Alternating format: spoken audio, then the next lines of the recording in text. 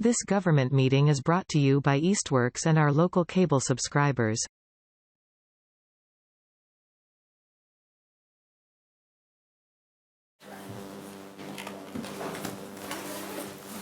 All right, very good. Okay, I'd like to call to order the meeting of the Southampton Select Board for Tuesday, March 29th at 6 o'clock. And if we could start by standing and saying the Pledge of Allegiance. Pledge allegiance to the flag of the United States of America and to the republic for which it stands, one nation, under God, indivisible, with liberty and justice for all. Very good, thank you. Wow, we have a bit of a crowd tonight, so that's good. Didn't know you guys would be so popular there, Kim and Derek. Kim and David here. So anyway, we have no public hearings. We'll have open time for the public if anybody is here for something that's not on the agenda. And then we'll keep on with the actual agenda. Go ahead. Tamara Lunas, 298 College Highway. On behalf of the Southampton Historical Society, I want to welcome the town that we are having a Celebrate Southampton meeting this Thursday at March 31st. Information is on the town website. If you have other questions, please use the Facebook page at Celebrate Southampton 01073, or you can Facebook page at the Southampton Historical Society. You can email us at clarkchapman1827@gmail.com. We're still looking for vendors, crafters for the August 13th date, and I think that's it. And I want to wish Nana a happy birthday Friday. Okay. Kim, is there a theme this year? It's just the vendors. We're trying to bring the art from anybody that's in town. Yeah. In town and was of town. Good, thanks, Timmy. Hi, Yeah. Robert Floyd, 166 College Highway, speaking as a cemetery commissioner, and I'll be brief.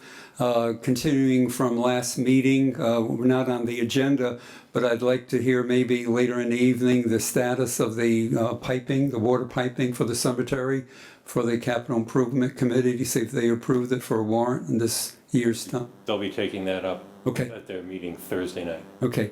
And the other item is the two of the accounts we have, sale of cemetery lots.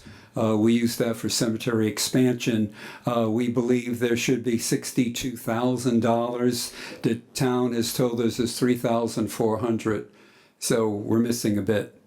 And the cemetery stone restoration, that's for improvements in the cemetery. And I'm sorry, Cemetery Perpetual Care, I read the wrong name.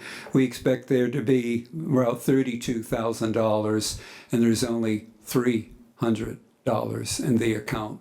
And we've been waiting for months to have the town verify that this money has continued on. Okay. Cheers. Thank you. I think, as I had mentioned, the easiest thing to do on that, as you know, we've been catching up on the accounts and trying to close out FY21 and have the rollover balances from 21 into the start of 22. And the easiest thing I think that some of the other committees did that were questioning how much their balances were was to provide any kind of records that whoever in the Cemetery Commission keeps your financial records, to pass those, I would say pass those on to Bradley and just say, here's our records for these accounts, and could you, go through and verify that? That kind of narrows things down for him rather than having a big open-ended question. But definitely that's something to follow up, no doubt. Okay, thank you on that. Okay, any other open time? All right, if not, we have a presentation tonight from the Ad Hoc Tech Committee, and we have Kim Florick and David Rooks here to give us, I have one, thank you. I have one, yeah. To give us a little overview of some of the things that they've been working on, so.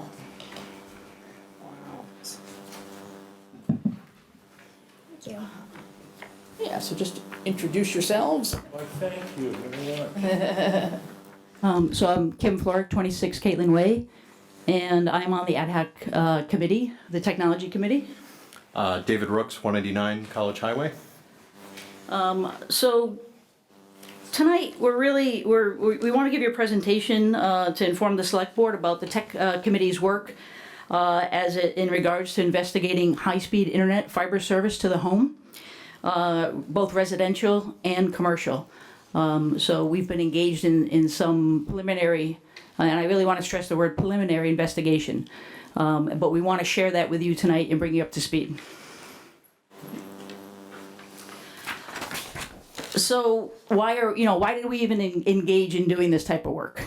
We did so because we were hearing, quite frankly, some complaints in town that internet service is problematic. We probably saw a lot of that during remote work, remote school. And so the committee started discussing, what surrounding towns were doing for internet service, and we started looking into what is called the bandwidth needs. And as a committee, we recognize that internet bandwidth is a consumable utility that grows in demand quite a bit.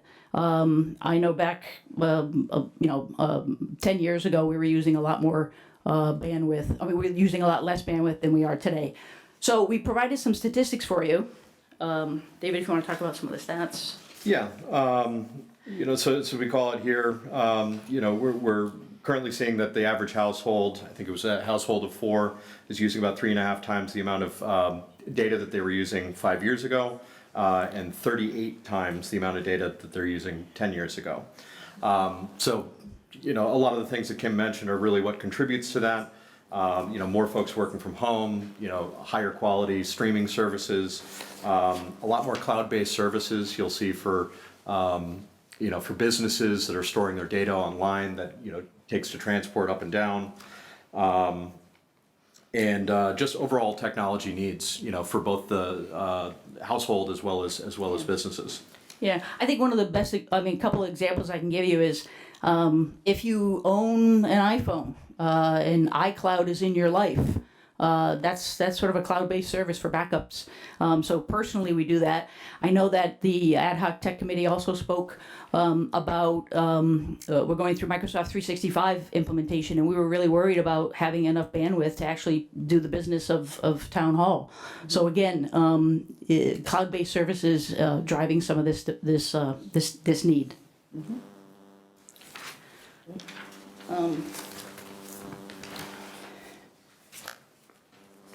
So again, I think going back to what David said, we looked at a 4-person household, and if we take a look at this graphic, it basically is indicating that 8 years from now, the bandwidth is going to grow 16 times what we currently have.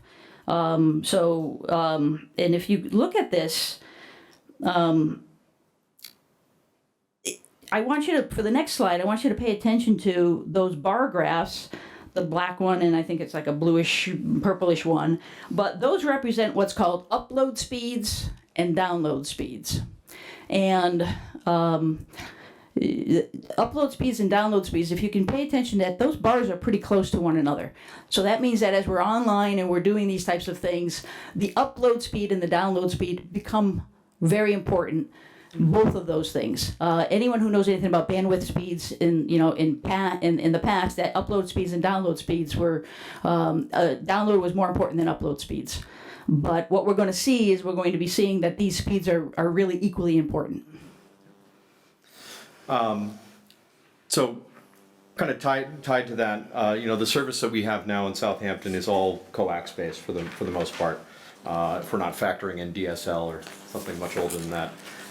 So in general, you're seeing about 100 megabytes down, but you're only getting somewhere between 20 and 50 back up. Some places you get higher. I'm right on the corridor here, right on College Highway, and I get pretty decent download, but pretty capped based on that technology. When you're talking about fiber optic bandwidth, you're also getting that synchronous speed. So a lot of the time you'll get the same up that you will have down. And the baseline for that is about 1 gig or 1,000 megabytes right now. The other very important thing about fiber is that it is scalable. So it's the technology that's feeding the fiber optic cable that ultimately determines what your maximum throughput is going to be. So you look at fiber and you have scalable speeds to 10 gig. We're not there yet, but we want to make sure that whatever technology we're investing in as a community has the ability to grow with the technology. Yeah, and I'll just add to, from my own experience, being at Hampshire Regional, if I go back, 10 to 15 years ago, just to give you some numbers so you can kind of compare this, we were running the entire high school on what was called 1.5 megabytes. 1.5 megabytes 10, 15 years ago. 3 years ago, and then I think it was then at some point within the 7 years or so, we doubled that, and we thought we had the Cadillac. We did what was called a bonded T1 line, and we thought we had the Cadillac. We had 3 megabits of service at the high school. 3 years ago, we jumped off of that old coax and got fiber. And 3 years ago, we're at 250 megabits of fiber service. And today, 1 gig fiber service. So this is how things have evolved over the years. So I just want to give you an actual real example. That's great. So, as I mentioned, I think everybody, if you live in town, you understand that we're kind of landlocked with, Spectrum or Charter as our only true ISP. And, we've seen no plans or no announcements for them to start planning out true fiber to the home delivery, other than, some commercial instances where, there are exceptions, but there is a lot of costs that comes with that. More so than you would want to pay for residential. So how do we do that? How do we get fiber in the town? So, what we're seeing, as the most successful route is, partnering with another internet service provider to establish Southampton with a municipal light plant status. So that really allows the town to operate its own utilities, including fiber optic networks, form ISP partnerships that are delivering, similar services in neighboring towns.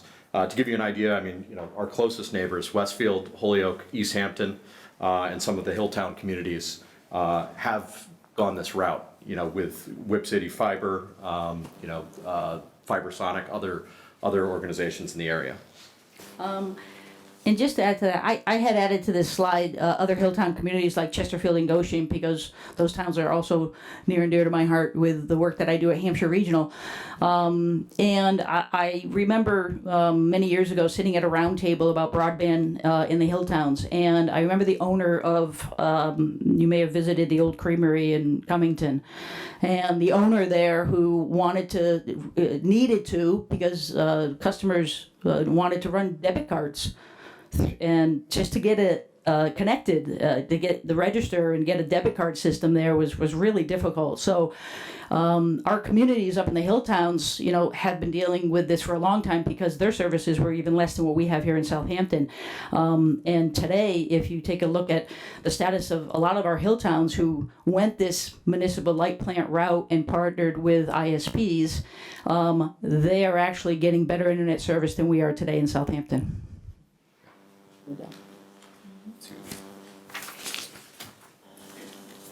Right. So as we mentioned, this is something we've been focused on, for our own, our own reasons, things that we're hearing from the town. So we started kind of having conversations with some of the vendors that we just mentioned. Whip City Fiber, Fibersonic, that's operating out of South Hadley and Holyoke. To kind of review overall, how do you achieve this? What are the benefits to establishing the town as an MOP? Some of the things that came out of that, the MOP application requires 2 town votes in separate calendar years. There is a lot of engineering and construction considerations when you talk about what are the routes, what are the available poles, are there space for new attachments on the poles? Current infrastructure, and what they have for backbone and redundancy in these neighboring towns.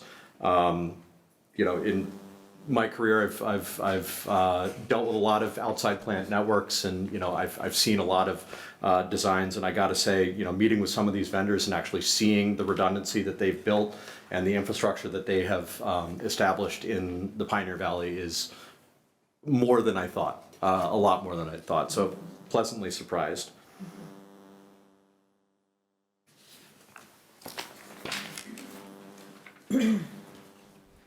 So, what has the tech committee learned so far about all of this after speaking to those vendors and discussing this amongst ourselves? And it's been really great to have David, who's got a little bit of background in this, to really to guide some of this stuff. So what we did learn is that, you know, the future is now. And the future is now because you have to start now. You can't wait until your Netflix stops streaming to solve this problem. We've got to think futuristically. The process is very lengthy. David mentioned the feasibility study. There's engineering. There's applications. There's permitting. This make-ready stage, fiber construction, splicing. There's a lot of work to be done. And there's also grant money that's available right now. The state of Massachusetts is targeting broadband initiatives for the municipalities. And I might have to ask Chris when that's due, but I know that there's a grant coming up that's due that we can apply for. And the committee had discussed using that for an engineering survey, engineering study, so we can see, you know, how many poles are in town that might need to be replaced. How many poles do we have in town that don't need to be replaced but they have room on the pole. So these are the things that we realize that if we're going to be thinking about the future and what bandwidth needs are going to be for our residents and also for the businesses in our community, we've got to start doing this now. I guess just to pile onto that a little bit. So, I spent 3 years as a project manager working to help a health system in central PA.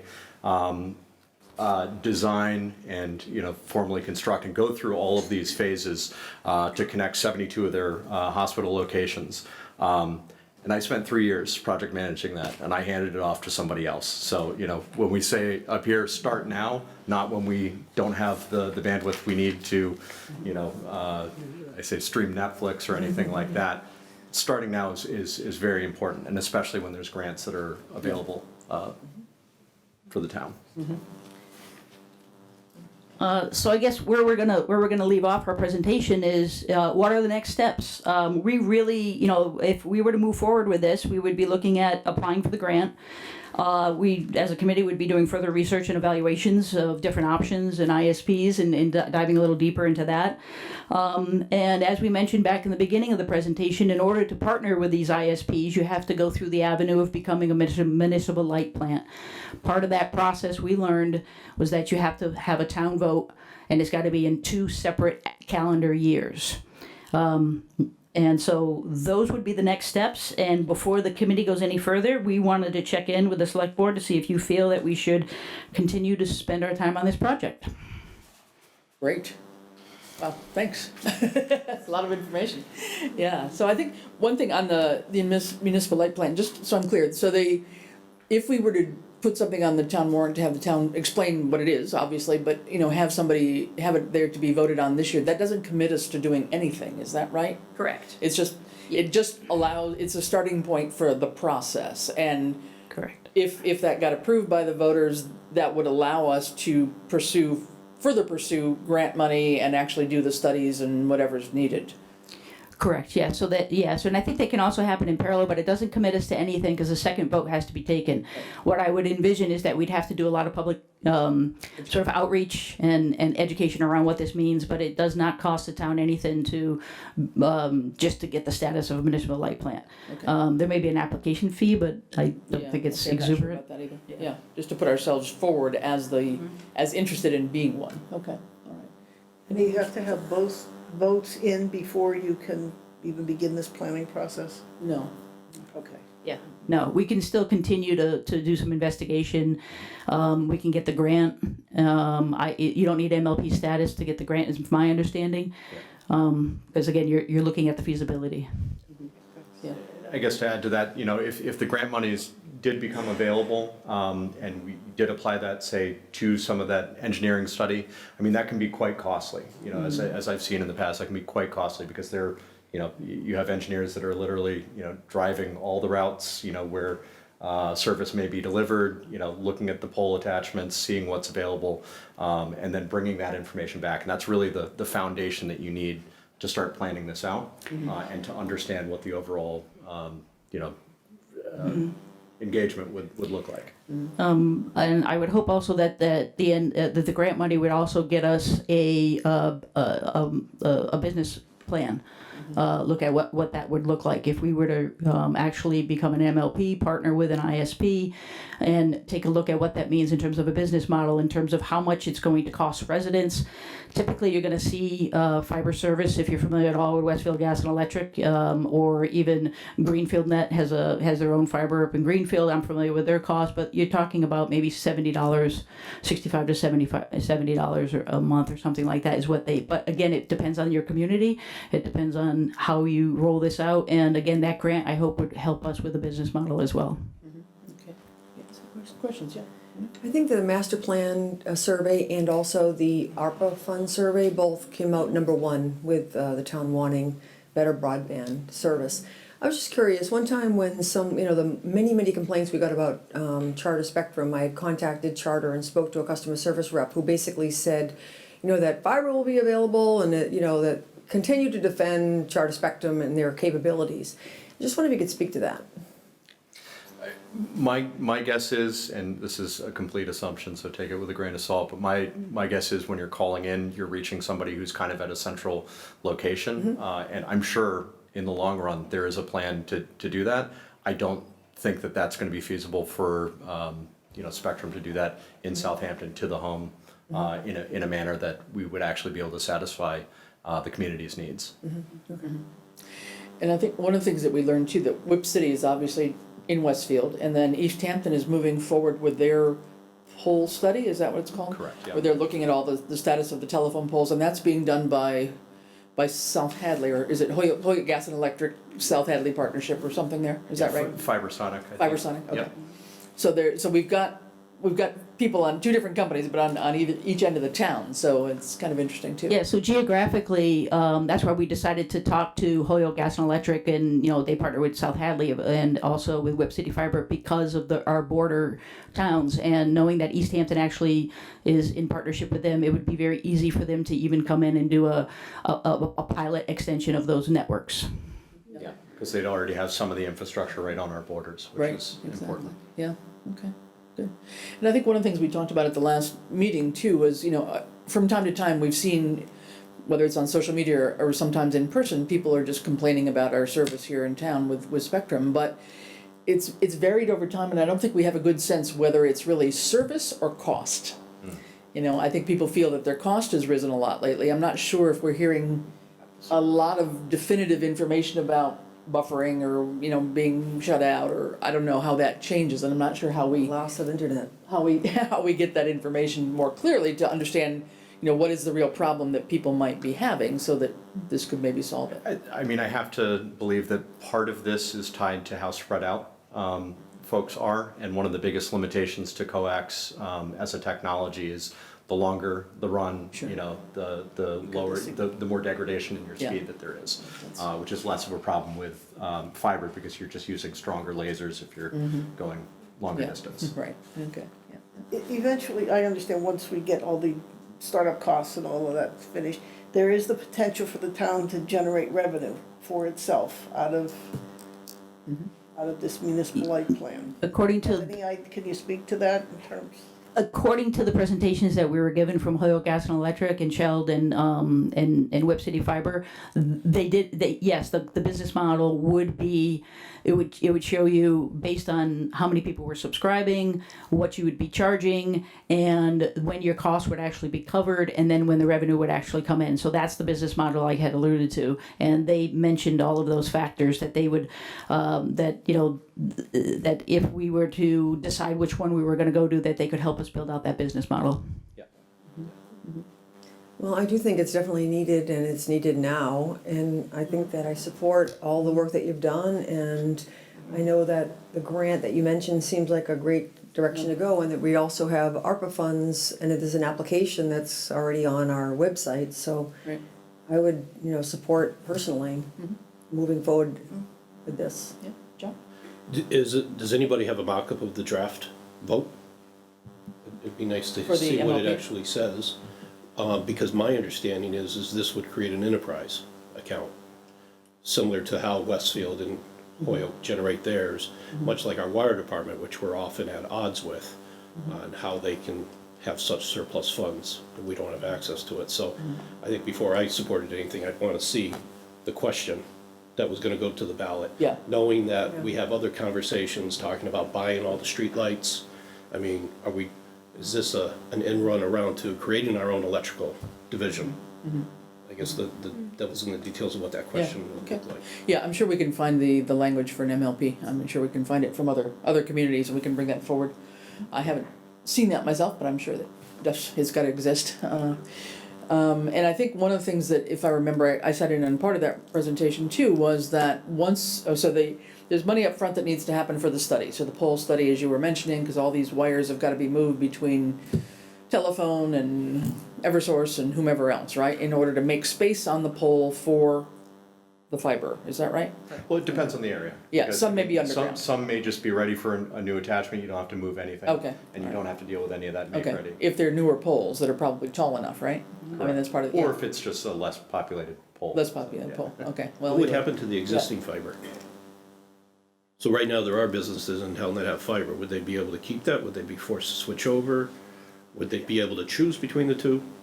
Yeah, I mean, I think that's, We're not those talking are really about good. purchasing the existing fiber that's in. No, we're not talking about purchasing existing fiber. I think, there's still gonna be an opportunity for Spectrum to do business in town. Yeah.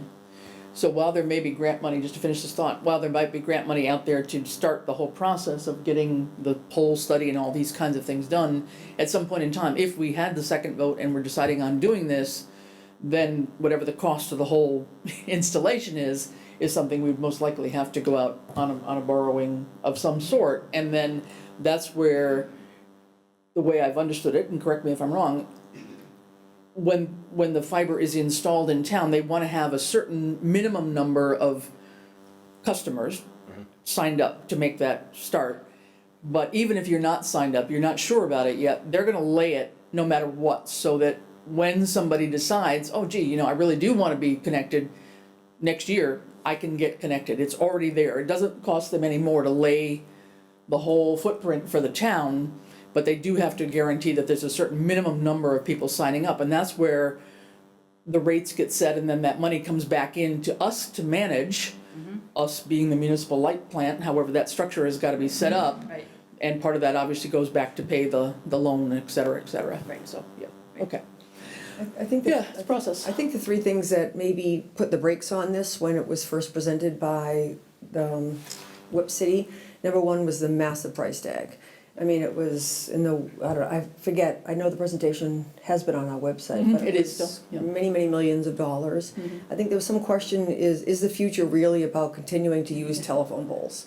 Like, is that where we're really going in the future, or are we going somewhere else, and why are we gonna have such a huge investment? And the third thing is, does the municipality really wanna get into the utility business? So I think those are the three things, and I think it would be worth just keeping those in mind. Yeah. And it might be worth, if you have a chance to talk to some of the other community, you mentioned some of the hill towns, if you know some folks up there, find out a little bit more about, their thoughts in terms of, managing the whole process. I mean, once they become an MLP, what does it really entail in terms of, worker bees to make it all happen? Right. That would be good to know too. Right. So, good. Right. Well, thanks, you guys, and I know you're not going to talk on it tonight, but just to say that I know the committee's been meeting with a couple of website developers as well for the town website. Yeah. And so that's Yeah, being so that's, ongoing work with the website. ongoing to figure out what can happen there. So good. Thank you very much for coming. Thank you. And presenting that. Gives us some good food for thought. And yeah, all right, moving on. So our quarterly reports. Could we start with let's see, Eliza, I think for Norris.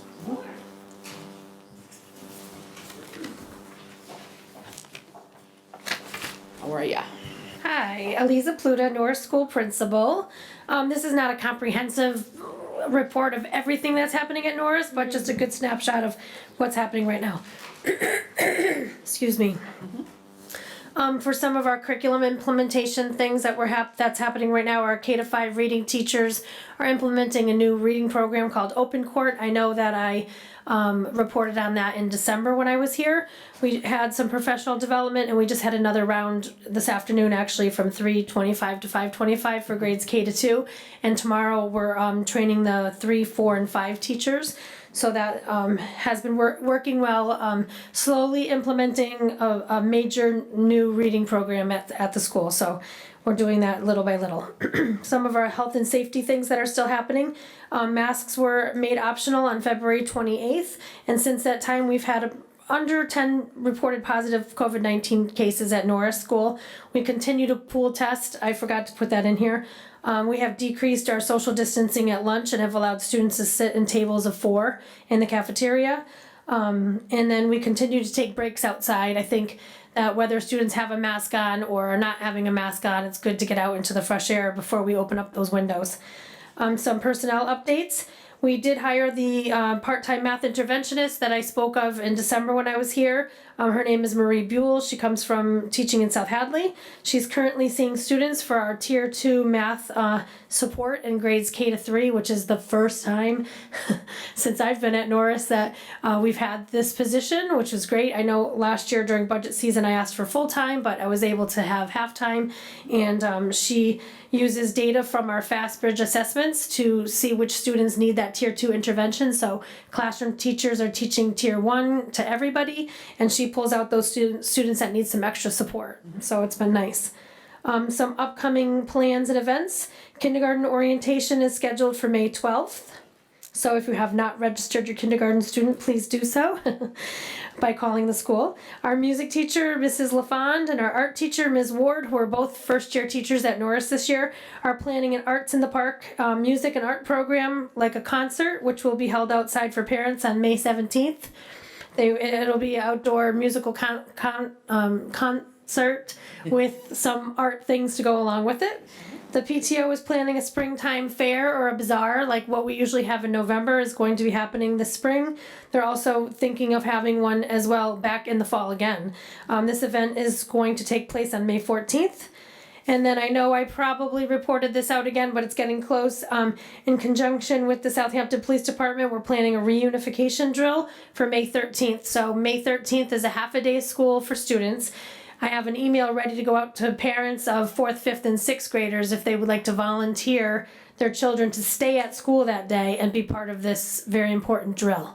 So we do practice things like fire drills and lockdowns, but we've never actually gone through a reunification. So a reunification is if something happens at school and we deem it unsafe for the children to stay at school, we have to relocate them somewhere else. And our place that we go to is Hampshire Regional High School. I know we also have an MOU with the church, but this time we're going up to Hampshire. So Ms. Holtz is going to be joining us in our meeting tomorrow to finalize some things. I know Hampshire did this a few years ago, so we're really just kind of piggybacking on what they did. It'll be great to go through it. Hoping for really great planning, but never actually having to do it. Our grade 6 students will visit Hampshire Regional in June for tours and team building, and they're always excited to go up there and see where they're headed, which is great. And our 5th grade students actually visited there today to see the play, musical. And I heard very good reviews from them that it was awesome and they were happy to get out of the building. We had MCAS testing today for grade 6, and tomorrow and the next day we're doing grade 4. School choice update. We are currently accepting school choice students for grades K, 3, and 5, and applications can be found on our school website under school choice information. And that we are presenting our budget to the school committee tomorrow night, so I didn't want to get into that, but there's a little bit more in the superintendent's report. That's great. Good. Any questions? Eliza, knowing that we are a farm community, is there a certain grant that you might have recently got awarded? Yeah, sorry, forgot. Pauline Webster's gonna kill me for forgetting. Kindergarten kindergarten teacher and a parent in collaboration with each other. Applied for a grant and received $1,000 from the Smithland Farms, I believe it is, to build a chicken coop outside of the school in our garden area. And we are starting with the kindergarten students first, and they're going to have chick chores. This is, something that we've had incubators from 4-H Club in the building before, and now they'll actually see the life cycle of the chick growing up to be a chicken. It's really exciting. And then you'll hear a little bit more about a neurodiversity program that we want to start at school. And so we hope and we envision that someday this program of the chicken coop and chicks at Norris will also help some of those students that need to get outside and need to have a chore and need to take care of things and kind of settle them down a little bit. And it's all kind of looking really nice when we put it all together in our heads. So they're also seeking funds from the PTO to get incubators because the 4-H is not doing it this year because of, I think, bird flu. So they're not passing on those things. So, yeah. Good. Thanks, John. Have you to resume any class trips?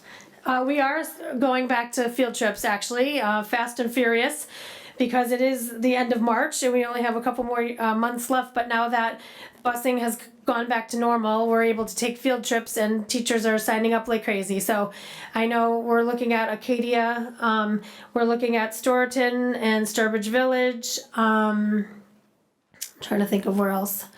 But yes, they're happy to get out. Great. And one other thing I would have to plug in too for the grant side, I know you've been aware of that, but there are various grants on the Safe Routes to School thing, so I know you've been short on people to sort of focus on that, but Right. as they come up, I'll just continue to bring them to your attention Yes. in case there's something out there, because I think there's opportunities for some other education, bicycle safety, whatever it Yes, may be. that's good. kind of And thing. we usually do that, bicycle safety and walker safety throughout the school year. And we haven't had big assemblies, so we'll get back into that. I noticed they're doing the sidewalk outside the cemetery, which makes me think of hopefully we have walk to school day again next year in October. It'll be safer for the kiddos to walk that route, so that's wonderful. Yep, great, okay. Very good, thanks. Anybody Right. else? You have a question? Thank you. Yep, all right, thank you very much, all right. Hampshire Regional, Lauren? Should go to Norris. All right. Hi, everybody. Lauren Holtz. I'm the principal up at Hampshire. I'll start by just kind of piggybacking off of Eliza for a second and talking about something that we did today. So we have our musical coming up, and today was lovely. It was the first field trip that a lot of our elementary school kids have been able to take in 2 years. So we had students from all of our elementary schools up to see a preview of the musical today. So we had all of the 5th graders at Norris, and it was awesome. They were so excited and lovely, and it was just really exciting and fun to see all of them. So just a little plug and to go back to Reni's original question. Very good. So at Hampshire, some of our current priorities and activities, right now we are just starting our testing season. So we just kicked off our favorite part of the year, which is MCAS. So our 10th graders have done ELA MCAS, and we will continue with that throughout the next couple of months. In May, we have our advanced placement testing, and each year those numbers are growing. So we're really excited. We have over 100 students taking AP exams this year and over 200 exams total. So many of our kids are taking 2, 3, some even more exams than that. We also have done our first big part of the Rebuilding the Raiders campaign. And so I think I talked a little bit about this in December, just about school culture and mental health and how much our students are struggling. And so our student council took that on, and they led a couple of really great days of completely student-led workshops, and it was awesome. Our middle schoolers, we've seen a huge difference, I think in part due to this and just other changes throughout the school, but these couple of days were really great and meaningful for our students. So we're looking forward to day 3 of this, which will be happening in May. Our spring sports season just began, and this is the first year that we are offering girls lacrosse at Hampshire, so that's exciting. We have over 50 girls signed up for our JV and varsity teams, which was a big surprise. We originally were only going to have a varsity team, but with over 50 girls, it's really hard to only have one team, so we now have JV and varsity, in addition to the typical sports that we usually offer. We also have a co-op boys lacrosse team at St. Mary's. Moving on to health and safety. So we are really pleased that overall our mask optional policy is working well so far. We have not seen an uptick in cases, and the vast majority of people are choosing not to wear masks, although you see a little bit of both depending on the room and the activity. Some personnel updates. As you can see, I have a pretty significant list of jobs that we have posted for next year, some due to retirements or moving out of the area. So we are just getting that process started and looking to see what we get for applicants for next year. A couple of upcoming plans and events. We are welcoming all incoming 7th graders and their parents to the building on April 7th. So that's a big night at the school where we start with an overview of Hampshire. Kids and families have tours around the building, get to meet some of the teachers, and the tours are led by our high school student council kids. So it's just a good night to get a big overview of the school. Our seniors are going to Washington, D.C., which they're very excited about. This is typically a trip they do in 10th grade, but they obviously didn't get to do it, and so they're really excited to get to go this year. Our musical, a little bit out of order there, sorry about that, but our musical is this weekend, so I would encourage everybody to come. The kids are amazingly talented, and it's a great performance. Let's see, we have prom coming up. We have Hampshire's 50th birthday party, senior week, graduation, and we're almost in quarter 4, so the year is flying by. Quarter 4 starts next week. It's hard to believe. Really? Yeah. And then the last section of my report for you is just about our budget for next year. So our budget has been approved by the Hampshire Regional School Committee. That was last month. The budget, as it stands right now, includes 2 new positions, which will be a school adjustment counselor and a Tier 2 interventionist, really to target our kids who need more support with mental health needs and other IEP needs. And so we are really going to focus on that school adjustment counselor in hopes to keep kids at Hampshire rather than having to send them out of district. And then our Tier 2 interventionist will work with mostly regular education students, primarily around reading and other academic skills. To fund these new positions, we cut a half-time custodian position, a nighttime position, and then we also had a last-minute savings on tuition for an out-of-district student who we are actually able to keep at Hampshire, which I'm really happy about. So in the end, these 2 new positions are being funded through that, and then also $14,000 from school choice funds. The approved budget also includes 2 capital improvements, one to upgrade our boilers and the control boards, and then the other to improve our booster pumps in those control boards as well.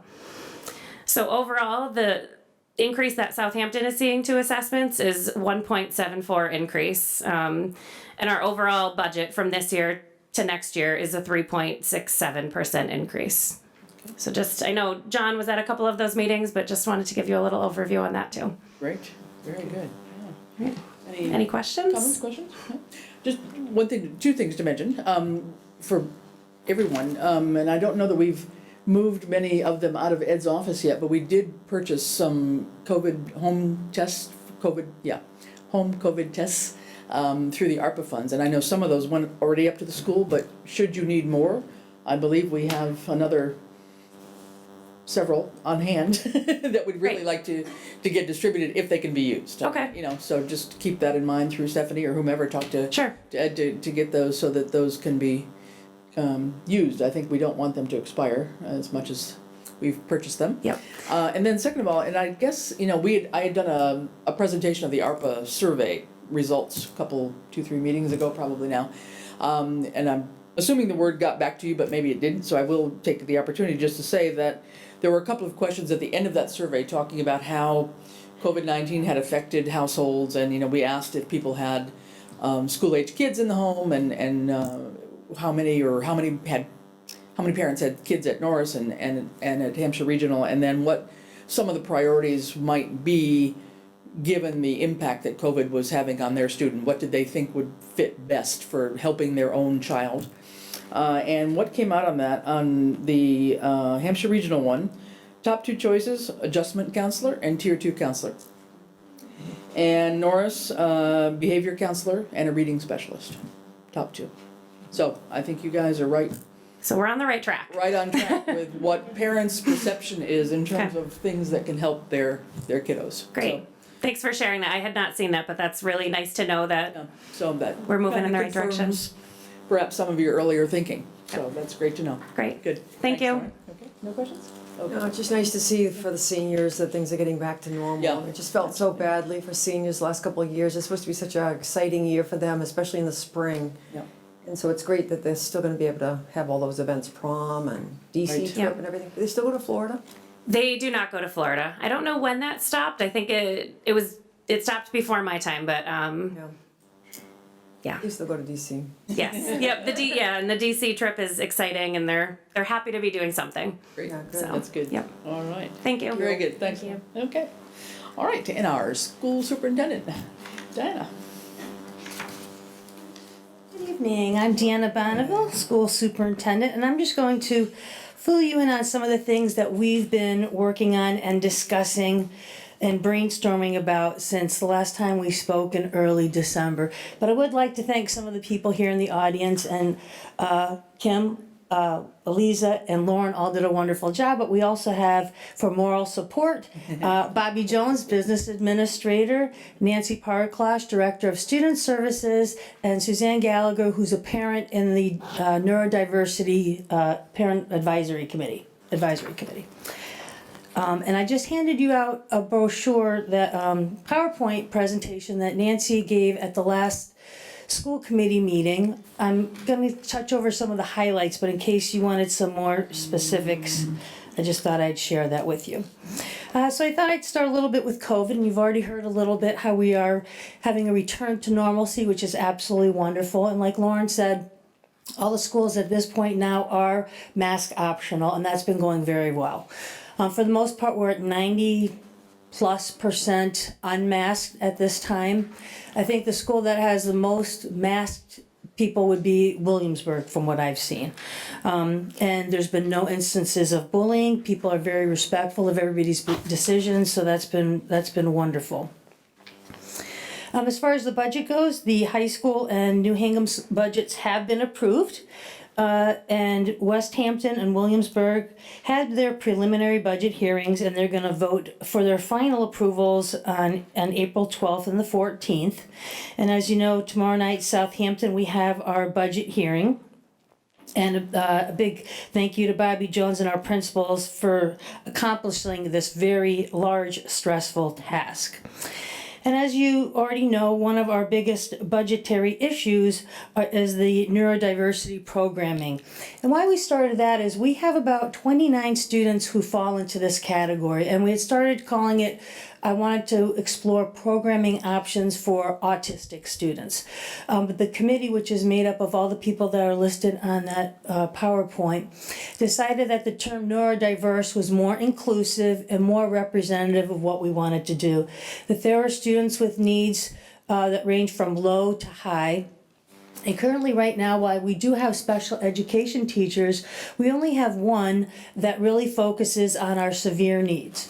So when there's a student in a class that is dysregulated or is very aggressive physically or verbally, or is fleeing the school, they call on this one special education teacher. And she has to leave her class with a paraprofessional to go help assist, support the teacher and calm the student down. So we're thinking we definitely need more supports in this area.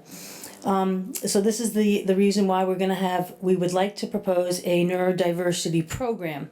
So like I said, this would be for 29 students, and the idea is that if we can meet their needs at this early age level, it will prevent costs later on, either later on in elementary school or in high school, out of district placement costs. And in saying so, we're hoping that this program is so successful that in 3 to 5 years, it could be a potential revenue source for Norris. For example, an out-of-district placement for 45 days, it could be over $45,000 to $50,000. So that's my short-term goal for that as a potential revenue source. So some of the positions that we are looking for is the BCBA. Currently, we have somebody here 3 days a week, but we would like to have a full-time member on staff. And this person would really assist teachers, write up behavioral assessment plans, intervention plans, monitor how teachers are doing, and assist them in learning how to de-escalate students as well. Right now, we are paying out of that through contracted services, and we're paying over $30,000 for three partial days per week. Another position that we'll be requesting is a full-time special education teacher that will work hand in hand with the BCBA and the current special education teacher to meet the needs in varying degrees as well. And we're also looking for professional development. Not only are we looking for professional development for all faculty, we'd like to offer a full day of training for people to understand better how to handle and manage neurodiverse students, but we'd also like to train paraprofessionals. So currently we pay registered behavioral technicians over $55 an hour, when it's really a job that we can have a paraprofessional who specialize do if we pay them a couple more dollars an hour. So economically, it makes a lot of sense. So we did apply for 4 ARPA grants. Let me tell you what. The total is quite a bit, $245,000, but when that is broken down, this is for the 2 years. The BCBA would be $71,000, the special ed teacher is $110,000, the paraprofessional would be $45,000, and the professional development for the staff would be $22,000. And the reason why the special education teacher is higher than the BCBA is because we already have plan to use contracted service money. And even if we don't receive any of those ARPA funds, we're gonna try our hardest to make it work with our current budget needs, because we really think that this is a priority for the school. Let's see.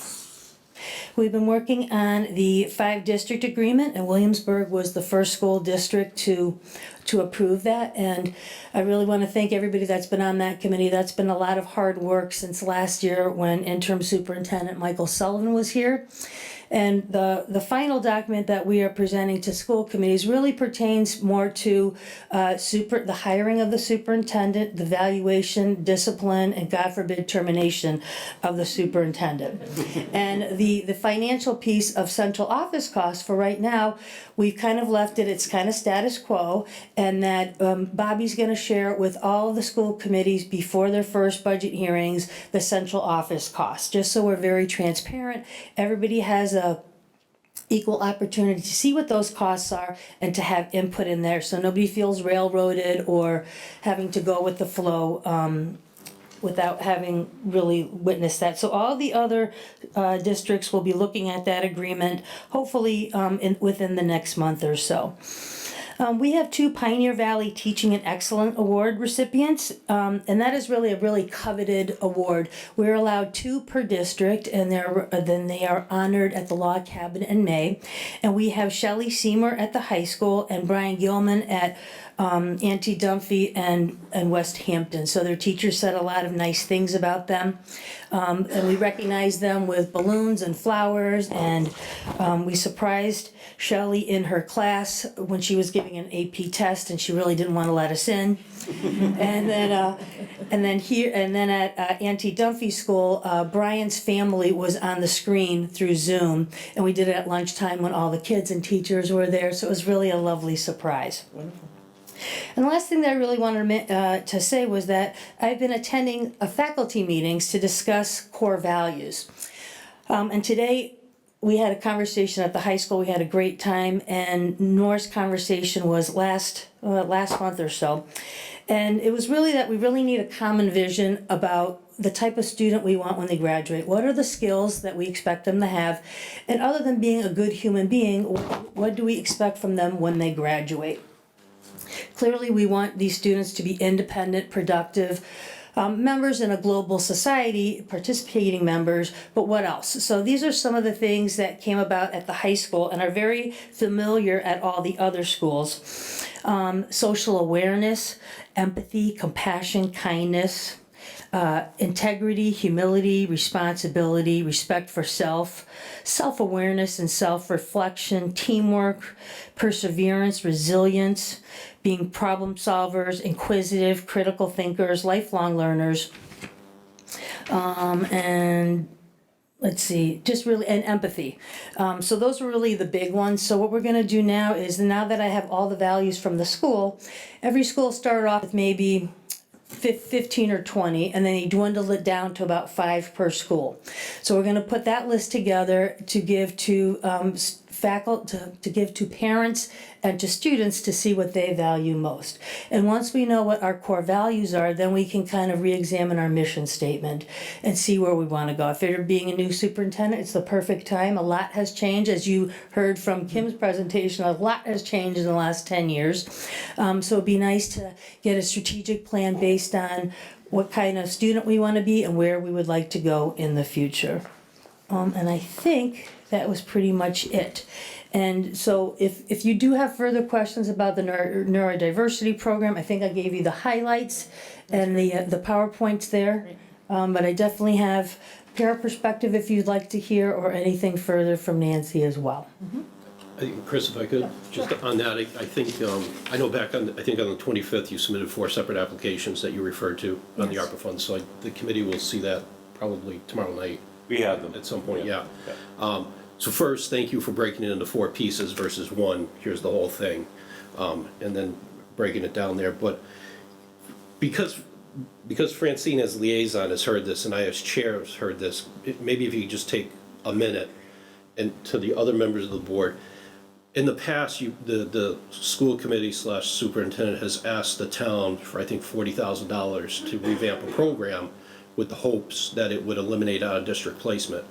And maybe, has that been successful? And are you looking to repeat that this time? And then I think our current out-of-district placement at Norris is about $215, not counting transportation. So the hope would be here that we're gonna get some seed money to get this up and running, and then eliminate that cost from the budget as previously done. Right. In your own words. Right, and Nancy might want to elaborate on this, because they did start a language-based classroom 3 years ago? And so when I look at who our out-of-district placements are now at the high school, we have several out-of-district placements to White Oaks, which is approximately how much per year? 50,000, plus transportation could be up to $43,000 per student. And since they have implemented that program at Norris, there have been no more out-of-district placement students for the language program, which is wonderful. So we hope to have the same effect with this program as well, and also incorporate students from the other district schools as well, obviously at a reduced cost. But I think it would be a wonderful, like you said, if we had startup money. And I did separate the ARPA application into 4 different applications, and I think I didn't prioritize them for you, but if we were to prioritize them, I think the first one would be a BCBA, special education teacher, para, and then professional development. Great. Thank you, John. And just to clarify, when you talked about possible revenue of the 45-day placement, an example of that might be one of our partners in the regional agreement placing the child at Norris, right? So Williamsburg, for example, if there was a need there within, and then... As well as local districts like Easthampton or Westfield, because they're always looking for 45-day placements. They're extremely expensive and hard to find. Right. But that's a few years down the road, once we've become established and ironed out any kinks in the program. But we think it could be a real asset. And also, it also impacts all the students, not just those that are in this neurodiverse classroom, because when there's a disruptive behavior in classroom, the teacher has to stop class. They take the kids and they leave the classroom while the situation is handled by the special education teacher or paraprofessional. So it's really disruptive to everybody. So I think once we learn the strategies, how to deal effectively with these students, how to de-escalate them and teach them some self-regulating strategies, I think the whole school would benefit from that as well. And the other thing I just want to mention, it keeps students going to the same school with their siblings and their neighbors. And I think that when you talk about child development overall, I think that's a very strong factor. Absolutely. So I'm glad to hear the language-based program is going, because I was liaison in the planning stages years ago, and it was supposed to be, intended to be self-supporting and potentially a revenue generator. So I'm glad to hear that it's working out. Yeah, very successful. Yeah. That's good. Yep. Reedy. I just want to commend the committee, because I know that there's a lot of focus right now, certainly with people coming into ER, having people understand some of, dealing with folks with autism. I also like the name of the committee, so I just can commend all the people that are involved in this. I just wanted to ask about the figures. You said 50,000 for, that seems low. How many does that translate into in terms of students? Can you say that again, please? I thought you said $50,000 for out of district go to for White Oak? That seems low. For 45 days, I thought she No, said. one student one at White student. Oak for the calendar year is 50,000 plus transportation. Okay. Oh, okay, so you were just saying one student. And then what was the figure that you gave of 215,000? That's, I believe that, I'm going off memory, I think that's the current line item in the Norris budget right now for out-of-district Is that it, placement. Bobby? It's actually a little up. You're welcome. Okay, okay. Right. But the other goal there would be is if we can prevent out-of-district placement at Norris, it stops it from continuing at the regional. As we all know, we pay 55 cents on the dollar for anything that happens at regional. So if we can correct I don't want to say correct the behavior, but if we can Address the concern at Norris and it continues on all the way through. Yep. Does it compound itself? Yeah. I also, last time you came here, you had just started, and I was just hoping that you're doing well. It's a big job and Thank you. to be a regional district, so I hope everything's going well. Given what's happening in Chicopee with the whole cell phone issue, I'm just wondering if that's an issue, if that's a problem, and how it's being addressed if it's a problem. You know, that's a great question. And in previous districts that I worked for, it's always been an issue. I haven't heard hide nor hair that it's been an issue. And even when I walk the halls, especially at the high school, it doesn't seem to be any issue. It's because there's no fiber up there, the cell phones don't work. That's because Kim just blocks it, that's all. Kim has the magic Lock it switch, down. she just shuts it down, That's great. She shuts it down, yes, yeah, please, go ahead. Dr. Larson, I'm the chair of the School Committee Hampshire Regional. So I would like to thank Deanna and Lauren and Bobby for their work on the budget. There was a lot of conversation, there were a lot of meetings, there was a lot of work to get to where we got.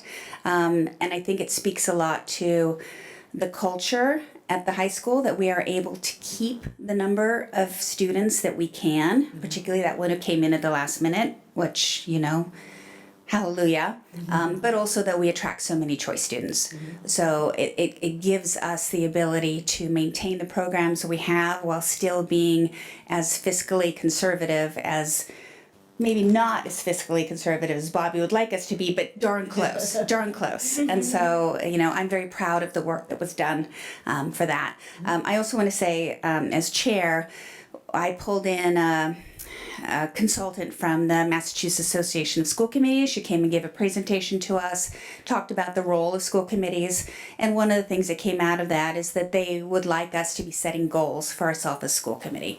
So we've started that process at the regional. There's 3 of us, one from Westhampton, Williamsburg, myself, and we're developing some goals that then school committee will discuss. We're looking at goals surrounding budget, policy, as well as teamwork, because we have so many new members and we're trying to make sure that we coalesce in a organic but also a very positive way, particularly now that we're not just putting out fires, which is what we were doing for the last 2 years. The other thing is that we do meet the chairs of all the school committees. We meet every month. Our upcoming meeting is this week, and we'll be talking about primarily 2 things. One is the evaluation process, so that we're all on the same page, and we've also been working with MESC on that. And then the other item is something that I've been talking to Kim about, is to Possibly, if we can, invest in board management software that enables us to present a consistent look to the public in terms of what do our minutes look like, what do our agendas look like, what does our policy look like. And so there are a number of sources that they're all web-based that we can use that would also make all of our policies searchable, for example, and or any if you want to search on curriculum or if you want to search on neurodiversity, you would see any document that we have related to that.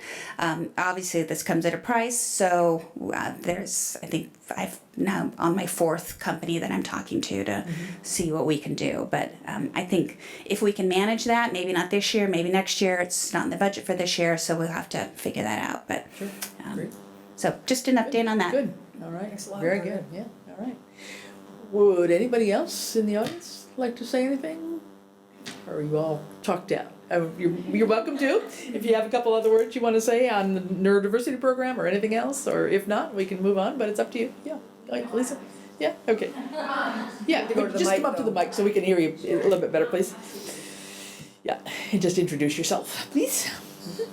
So I am Sue Gallagher. I have a son that's been at Norris for, actually he stayed back because of COVID, but he's been there for 6 years, 3 years preschool, and now he is in first grade. It's been a struggle. There are several children. I know that White Oak was mentioned, and that kind of piqued my interest because as a mom, the staff that is there has the biggest heart, tries tremendously, but there's just too many students, not enough help. So as a mother trying to give my kid the best education, I decided to look elsewhere just because he wasn't able to get what he needed. With what you said, which was taking him out of his community, which is he already has trouble making friends and doing that sort of thing. Take him away from his siblings, all that sort of thing. So I did check out White Oak because I live obviously in Southampton and it's right there. They said that he's way too much for them to handle. So that is a school that will handle children with lesser needs, which I believe is about, we have about half, which is about, I think, 15 that are high needs right now. So I think that would be a small portion that would go there. In order to get what my son would need, it would cost much more to add a district into something else. So we've been brainstorming and we came up with, I don't want to call him a guinea pig, but we came up with something that we were trying in order to see, what's going to work, what do we need. Obviously, they know what they need already and we need more staff, but just playing around with different things. And I will tell you that with what we have created for him, that we want to create for everyone, is working tremendously. All of his reports are skyrocketing. He's doing so well. He's improving in everything.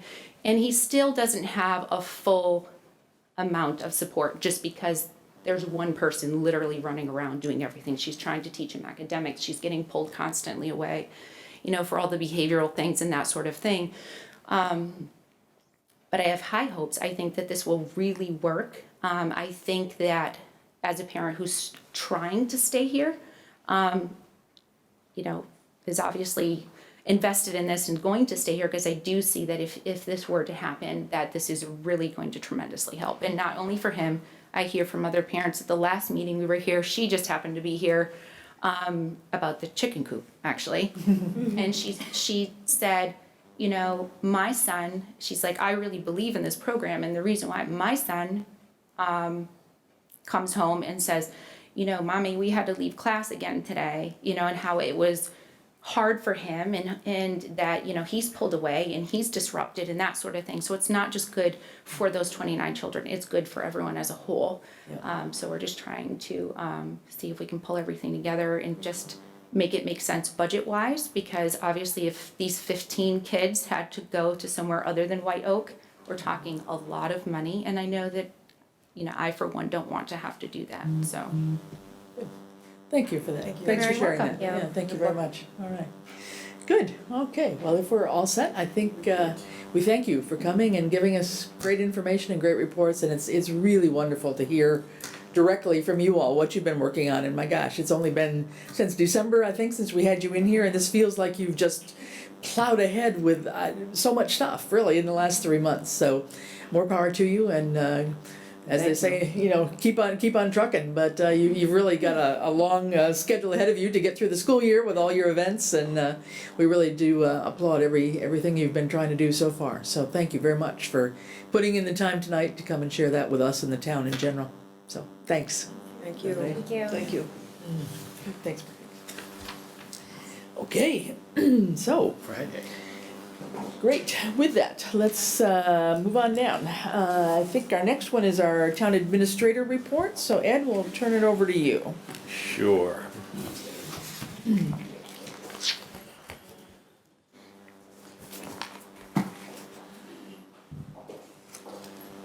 Just a little update on the East Street road design. We do have a meeting with VHB and Mass DOT regarding the East Street road design and placement on the tip for this Friday, April 1st. So I'll let you know how that goes. And then late last year, the select board approved and authorized me to sign the Attorney General's joint opioid settlement between the state of Massachusetts and the opioid distributors and one manufacturer. We now need to sign on to their state subdivision agreement by March 31st for the funds to be distributed to the town. Would the select board please approve and also authorize me to sign that agreement? Okay. All right. Make a motion to do so. Thank you. We have a second? Second. All right. All those in favor? Aye. Thank you very much. Yep. We do have a site meeting for the Route 10 sidewalk between Pomeroy Meadow Road and High Street with Stantec, Mass DOT, and Gielaher Enterprise, scheduled for tomorrow morning on site to go over the project. Depending on the weather, Gielaher may be looking to pave the asphalt sidewalk actually later this week. Well. So they're moving right along. And just to let you know, the request for qualifications for on-call engineering services, which is currently out and will allow the town to choose engineering services from various different disciplines going forward. The RFQ should cover needs for road, traffic improvements, bicycle and pedestrian paths, splash pad design, as well as water, sewer, and stormwater engineering services. It is due back to us on this upcoming Monday, April 4th at noon for responses. And then upcoming, we have select board meetings regularly scheduled for April 12th and 26th, and the annual town meeting on Tuesday, May 3rd. Okay. And I imagine we'll get into it a little bit later on, but we had talked about having some joint meetings too with Finance Committee, so we probably have some other dates in early April that we need to nail down tonight and get And on our schedules. I know the finance was meeting Thursday night also. Don't steal my report. No, I won't. I'll turn it over. Yeah, I won't. But yeah, so I didn't forget it. That's the main thing. Yeah, Rini. Can I ask you a question? I know you're doing this tomorrow as far as the sidewalk in front of the cemetery. Yeah. But there's a place where it goes around a tree, and it seems very close to the road. I'm just wondering if there was a plan to put some guard. That is the area that the amendment to the permit had to be done so Gielaher could actually work in the public way. That's the area that the 70 feet of granite curbing will be put in because the sidewalk does come so close to the road. Yeah. Good question. It's just that section that needs that special curbing. Correct. Yeah. Yeah. Because other than that, it was able to be kept down, basically down in the hollow and, a couple feet away from the fence. So it is a good, in every other place, it is a decent distance from the roadway itself. Okay. Thank you. You're welcome. And for the RFQ, do you have an estimated date that you might want to try and open these and look at scoring these RFQs? I mean, if they're coming in on the 4th, you're hoping to do that within a couple weeks or? They'll get opened right after that, and they'll get distributed to the 4 individuals that will be scoring them, and hope to have them all scored within a couple of weeks. Okay. All right. Any questions for Ed on that? All right. Let us start then with some select board reports. So John, follow on that one. Sure. So first is I have the PPPB. We met last week. We acted on 2 PCFs that'll come up later on the agenda, and we also held our public hearing regarding changes to the policy book, and that will come up under new business. Finance met last week and strategized on their approach to the budget. They are meeting tomorrow night. No, they're meeting on Thursday. 31st. Thursday the 31st at 6:30. And the three departments to be reviewed at that meeting will be the Board of Health, the Council on Aging, and the Library. On April 6th, that will be or should be posted as a joint session with the Select Board. And in 30-minute increments, it will be Police, Fire, and Highway. April 7th is a placeholder as of the last meeting, and the Chair of Finance was going to go back, ensured that she had the most updated information from our town accountant, and then look at any other departments that had either had significant increases, and then would ask them to come in. That, I believe, is not going to be posted as a joint session unless the Select Board wants to go to that one. But those were the two dates that the Select Board said they were available, the 6th and 7th. So the 6th is definitely a joint session. Police, Highway, and Fire, those individual department heads are being asked to come in and just specifically talk about the line items where there's increases. And, you know, so to kind of keep it to the 30-minute window and get through all three of those departments that night. The Capital Committee met last week as well, and they are meeting again this Thursday at 5 p.m. to go over the request, and I think they're still looking to appoint a chair. So, that's all I have. All right. Are the meetings gonna be in person? Like the 6th For and the finance? 7th? Yeah. Yes, yep, yep. And I believe the intent was for it to be down here and see if it could be broadcast, Yeah, okay. or at least recorded, but Okay. So while we have that, is April 6th okay for everybody to join in? At 6 o'clock, is that right, John? let me double check. 6, no, April 6th.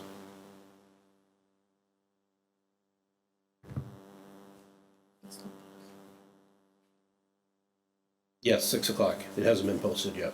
Okay. 6:37. Yeah, right, so we'd be up by 8. And you're also saying we should put a hold on the 7th, and that'll be confirmed? Finance is definitely having it on the 7th. Okay. They're gonna announce which departments, and then I guess it's up to the Select Board whether we wanna have a You joint wanna session. choose to- Okay, if there's something else we need. I'll post them both, and then if there's a Yeah. quorum of the Select Board on the 7th that wants to, we'll be covered. Are the schools meeting with the Finance Committee?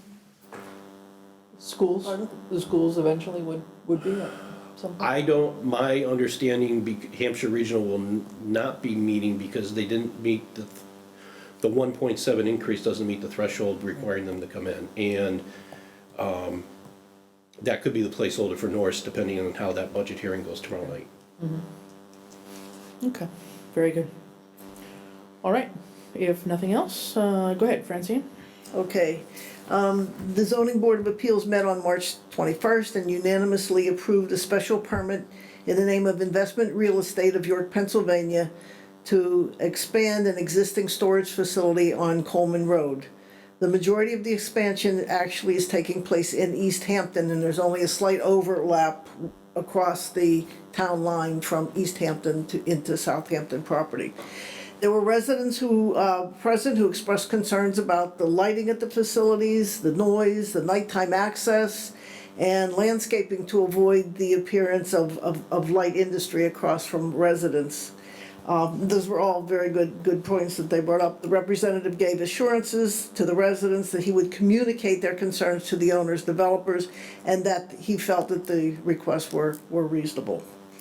I just came from a Board of Health meeting at 5 o'clock tonight, and I'm just gonna give you a highlight of one. We had a presentation from the Northampton Health Department, who is managing a special 10-year grant, a shared public health excellent shared services grant, of which Southampton is a partner.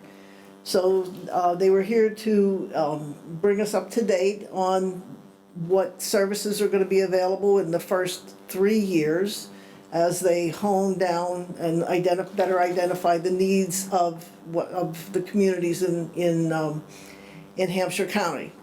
But in this first period of time, they're going to be focusing on collective data services, not just collecting data, but providing it back out to the towns and the communities, not just about COVID, but about any other infectious disease and concerns that people may have. They are going to be offering educational programming, not just to the Board of Health, but to members of the community and groups like schools and school personnel and the Council on Aging on issues around, you know, diabetes screening, blood pressure clinics. They'll do Lyme disease and tick safety. They'll do train in CPR, first aid certification. I mean, there's a whole gamut of public health service training and information that they're going to get out to the community at large, which I think is a great enhancement.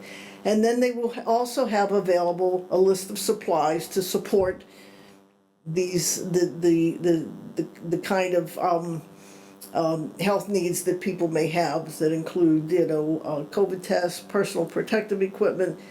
I don't know what meeting owls are, but they're going to be available. iPads, Wi-Fi hotspots for special training sessions and getting information out.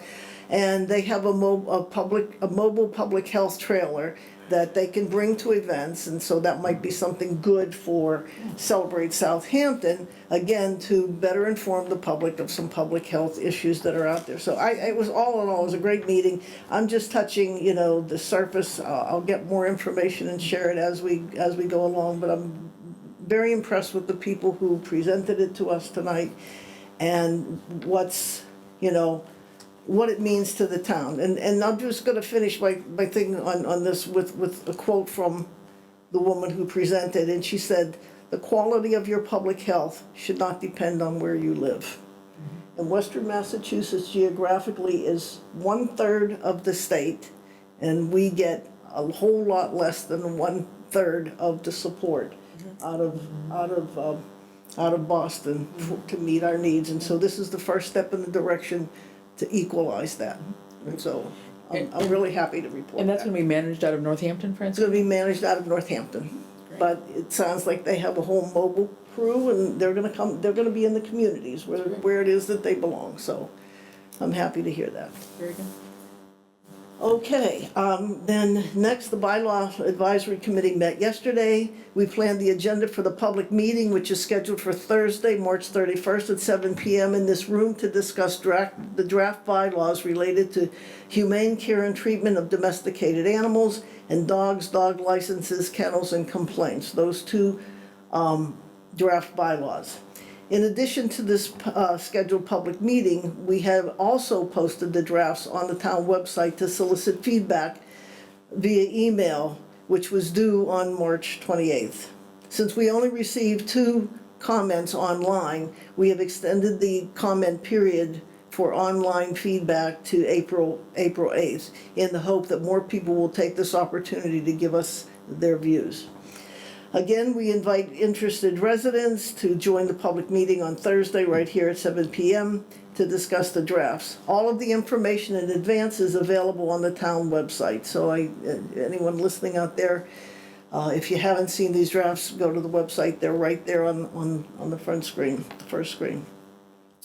We also finalized revisions to existing articles or drafts of new articles that will be submitted to the Select Board for inclusion in the May annual town meeting warrant. And this material will be presented at the next Select Board meeting for approval. The committee agreed to revise the language in the General Government Section 2 bylaw to make it consistent with the language in the current Select Board bylaw regarding our ability to sign multiple year contracts, something that came up at one of the meetings. And we did find that in the Select Board section, we were certainly within our authority to sign multiple year contracts, but in the general government section, it was contradictory. We were limited to 1 year.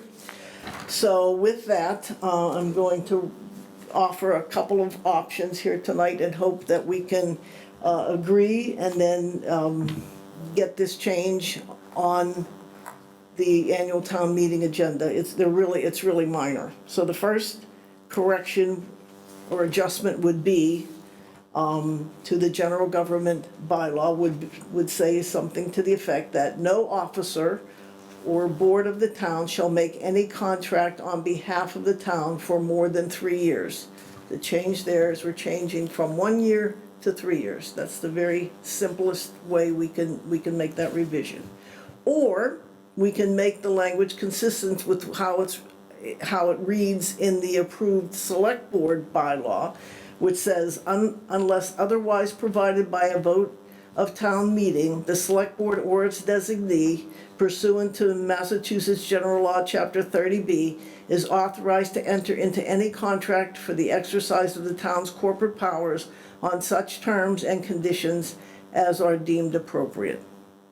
So I'm putting those two out to you. One is very simple and it reflects, it just changes one word in the existing bylaw. And the other is just a little more conforming to the language that's in another bylaw for the town. Okay.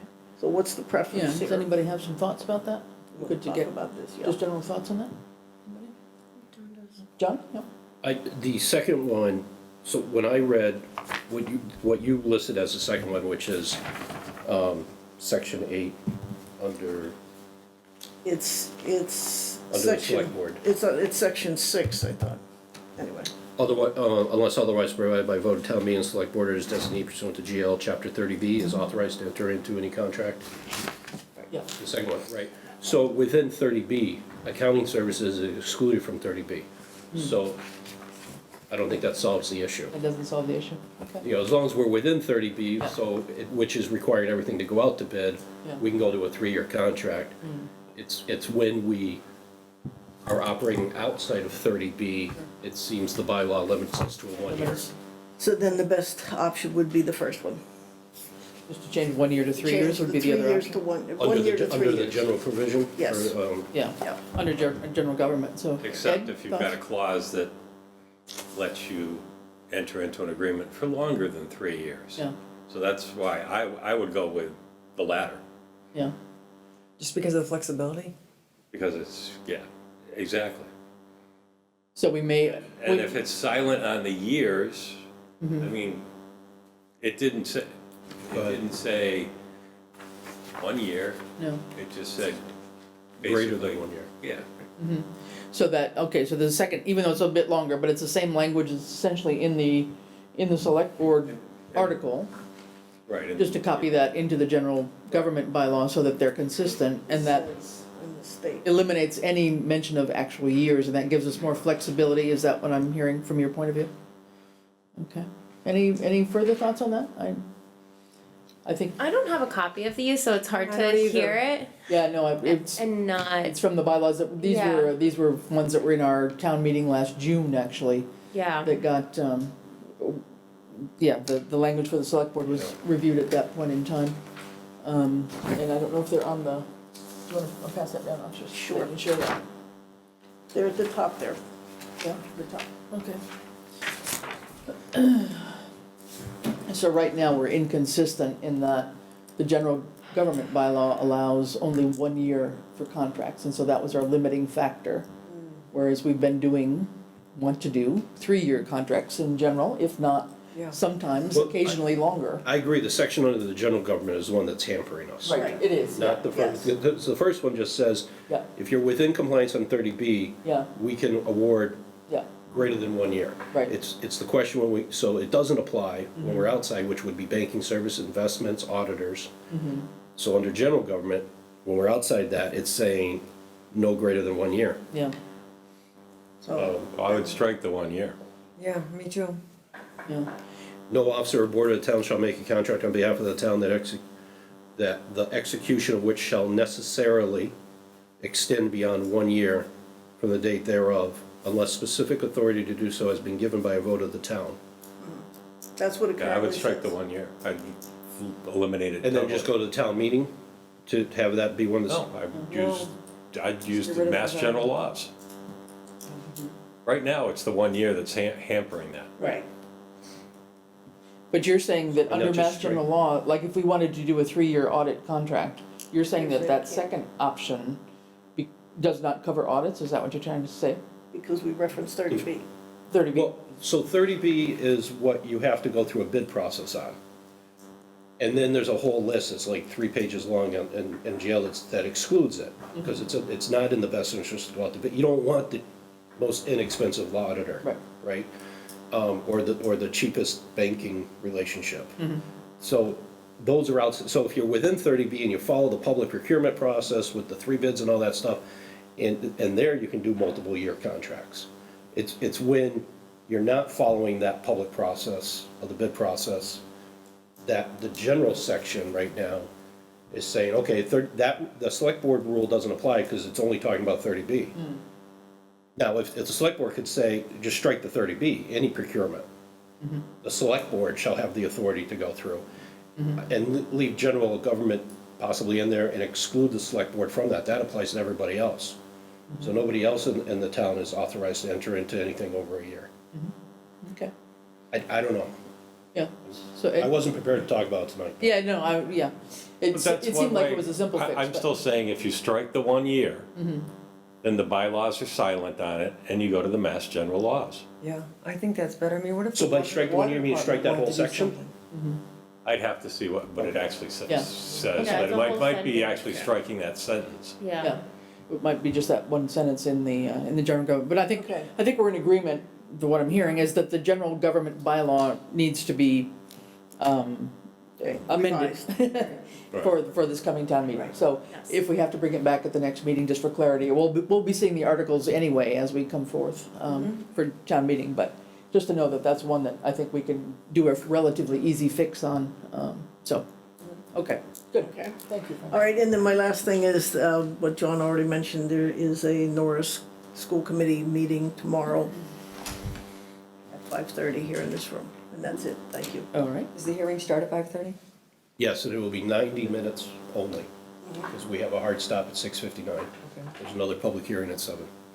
Okay. Can I ask you, Francine, about Board of Health? Was there any report on case tracing? Is that still happening, do you know?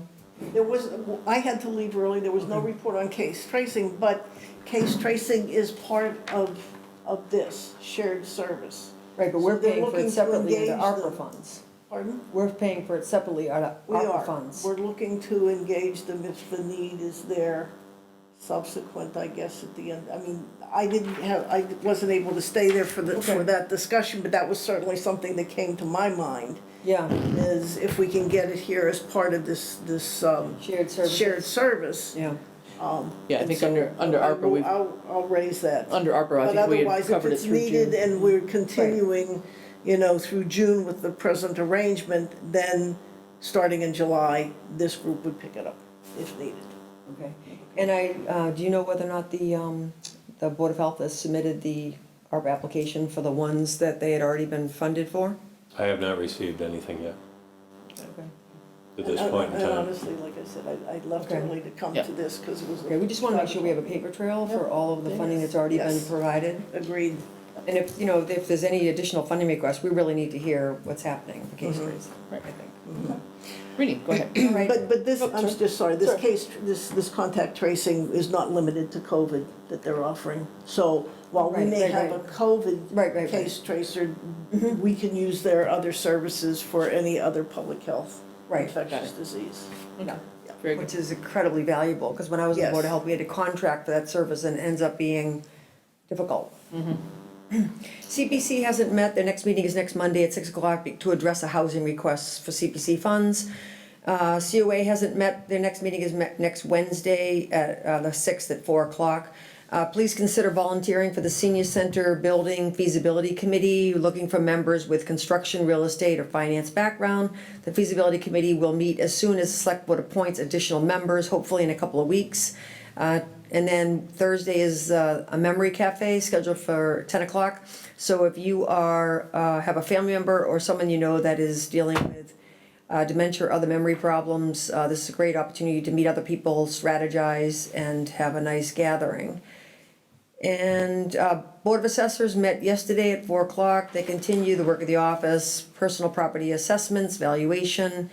They are meeting with the Finance Committee and will be discussing the permanent position of the PA, looking for an increase in hours and/or pay. Dave Zagorski and Janine Domina continue to manage the work of the office, and Bishop and Associates are hired to do inspections and updating town data. The next meeting isn't posted, but it will likely be in 2 weeks. They've been pretty much meeting every 2 weeks. The Public Safety Building Committee met on the 21st. I was not able to go. Ed was also not able to go. It was not recorded. There was a problem with the recording up in the upstairs room. Has that been fixed? Yes, it has. Great.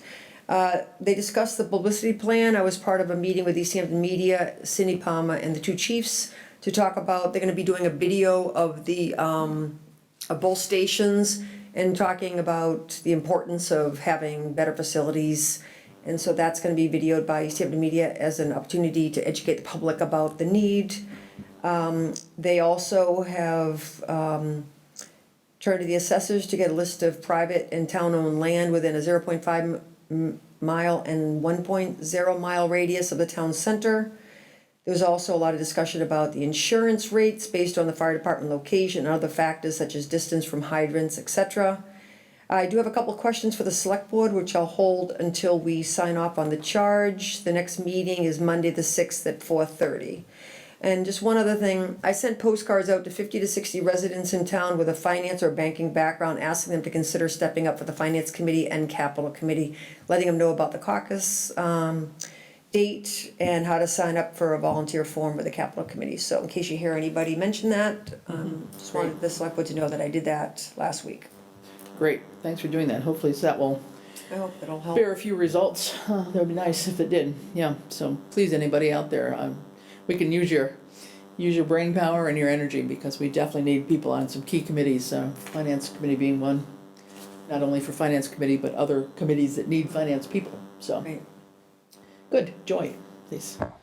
Okay, so planning board met March 16th. I unfortunately was unable to make it, but they did send me an update that they just approved minutes, and they're holding off on zoning revisions until the E-code report is finalized in April, so that they can chart their course going forward in line with that. And I believe their next meeting there's a public hearing tomorrow, March 30th. Conservation Commission met March 21st. They discussed the environmental plans for the solar enforcement case, Manhan Meadows projects, and Clearwater Woodland Conservation Area and the Zipta Barn. And the treasurer was very thankful that the accounts for the commission are finally rectified, and he appreciated all the help from our town accountant. The big topic of the meeting was the Lyman Family Conservation Area and the abutting property, and the chair for Housing Authority joined in on the discussion, asking if Conservation Commission would be supportive of the project that Housing Authority was going to be putting forward to CPC, because the property abuts Lyman Conservation Area, and if anyone is aware of the conservation area, access is an issue, and there's no parking lot currently. And so the plug would be that if Housing Authority is able to obtain the property, we would look into planning out a parking area for Lyman Conservation Area as well. So then right after, Housing Authority met that same evening, and also Conservation Commission is meeting April 4th. And Housing Authority met March 21st and discussed the College Highway property and going forward with purchasing that property. They voted to go ahead with filing an application with CPC to get the funds for that property, and it is 1.34 acres. I think the cost is $109,000, and it's a good spot because it is on College Highway near the amenities, and would be able to build a two-family home possibly, and it's connected to it's abutting the Lyman Conservation Area. So there are a lot of benefits that both committees saw with purchasing the property. Okay. And their next meeting, they're having a joint meeting with CPC on April 4th. Okay, good, all right, thanks. Any questions for Joy? Or Winnie? No? Okay, moving on, just briefly on my couple of committees. The Cost Efficiencies Committee is going to meet tomorrow afternoon, Wednesday at 3 o'clock via Zoom. We've been meeting on Thursdays, but due to a few conflicts, we've moved it back onto a Wednesday meeting. We're going to be picking up a little bit of where we left off. We've been talking about doing some, looking at shared contracting services for HVAC and boilers, possibly with the school, town hall, and maybe the police department. We're also looking at common items, office supplies that are bought individually from the various departments with a variety of vendors, and trying to see if we can have a list of preferred vendors so that if anybody wants to buy ink or paper or whatever else, they're kind of directed toward a pre-approved vendor, which will save time and hopefully also save a little bit of money as people are using the common source. And a lot of these are already on the state contract anyway, but it might alleviate a few extra steps in terms of running around looking for quotes in terms of buying certain items.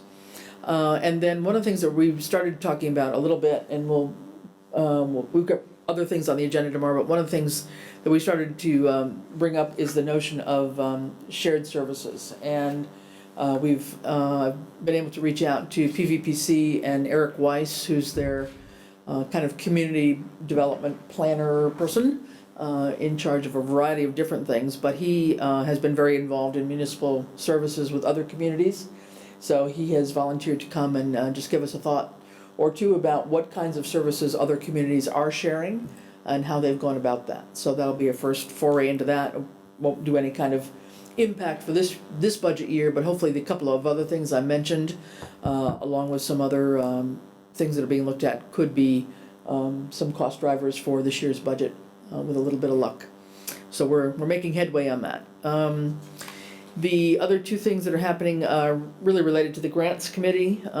We did meet, but we've been trying to have a collective brainstorming about the municipal vulnerability preparedness action grant, and trying to take again a look at the priority actions that came out of the MVP plan that was done about a year ago.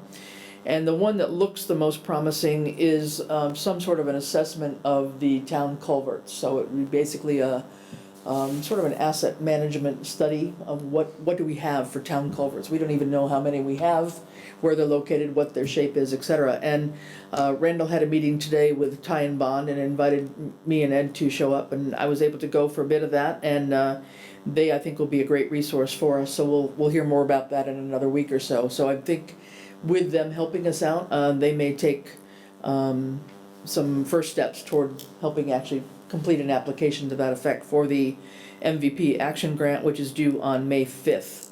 And it's not exactly a light load on that, and they've had more experience in that than we all have. So with a little bit of luck, they will come back to Randall with some concrete thoughts about how they would proceed to do some sort of assistance for us. The other one that's come up is the RAISE grant, which is one that the Greenway, it's a federal grant, and the Greenway folks are trying to pull something together. That deadline is March 31st, and that we will see if we can put in some money possibly for design. We're still waiting, obviously, on the rail banking agreement and actually acquiring the right-of-way, but this would be specifically for some design money.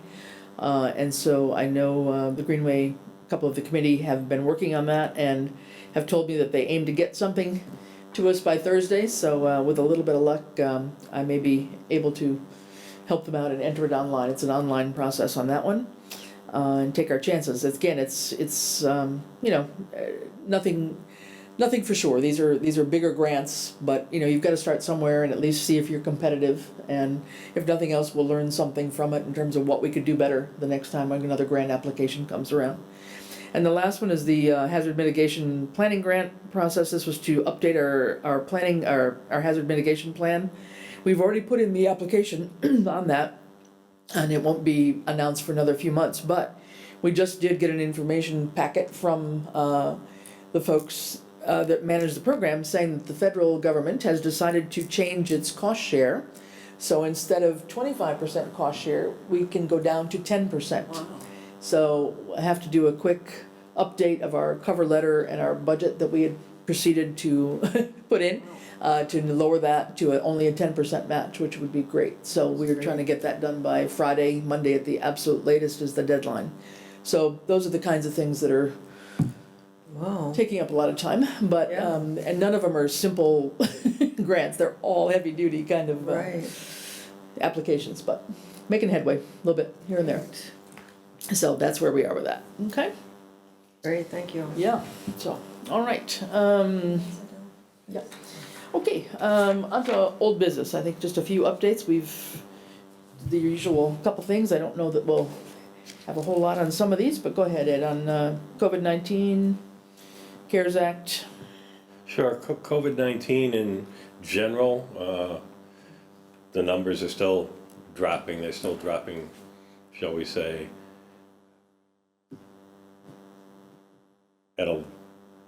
probably at a not quite as high a rate in the hospitals as they are on the outside. I will say that at least for last week's report, the Southampton positivity numbers for the previous 2 weeks had clicked up a little bit.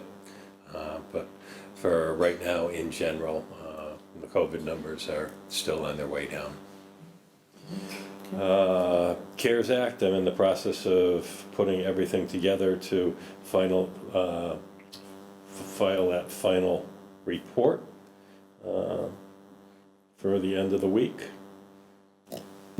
So, East Street Bridge. Street Bridge, over the past week, they've been actually working on the riprap and the core logs that the Conservation Commission required between those bridge abutments and the Manhan River. The contractor wanted to make sure that that portion was handled and completed before we start to see a good amount of the spring rains and the river may come up. So that project is still moving along on a schedule that should finish it up in September of 2022. The rapid test kits, yes, I've actually got some boxed up for both Hampshire Regional and for Smith Vocational, and we do have some others to be distributed. I don't know if maybe at the Health Department meeting tonight that they came up with any other suggestions as far as how to distribute those or not. No, they were asking me if, and I thought the ones to Smith Voc and Hampshire Regional had already been. Well, I'm gonna offer to help you with that. I'll be here tomorrow with my students, and so I'm happy, I'll check in with you, and I just think that we need to get these out, so I'll help you with that, and I'll also check in with Kate Swistack Rooks if you end up had to leave the meeting, but I really think that we should, really accelerate the distribution. Right. No, they need to get out rather okay with you?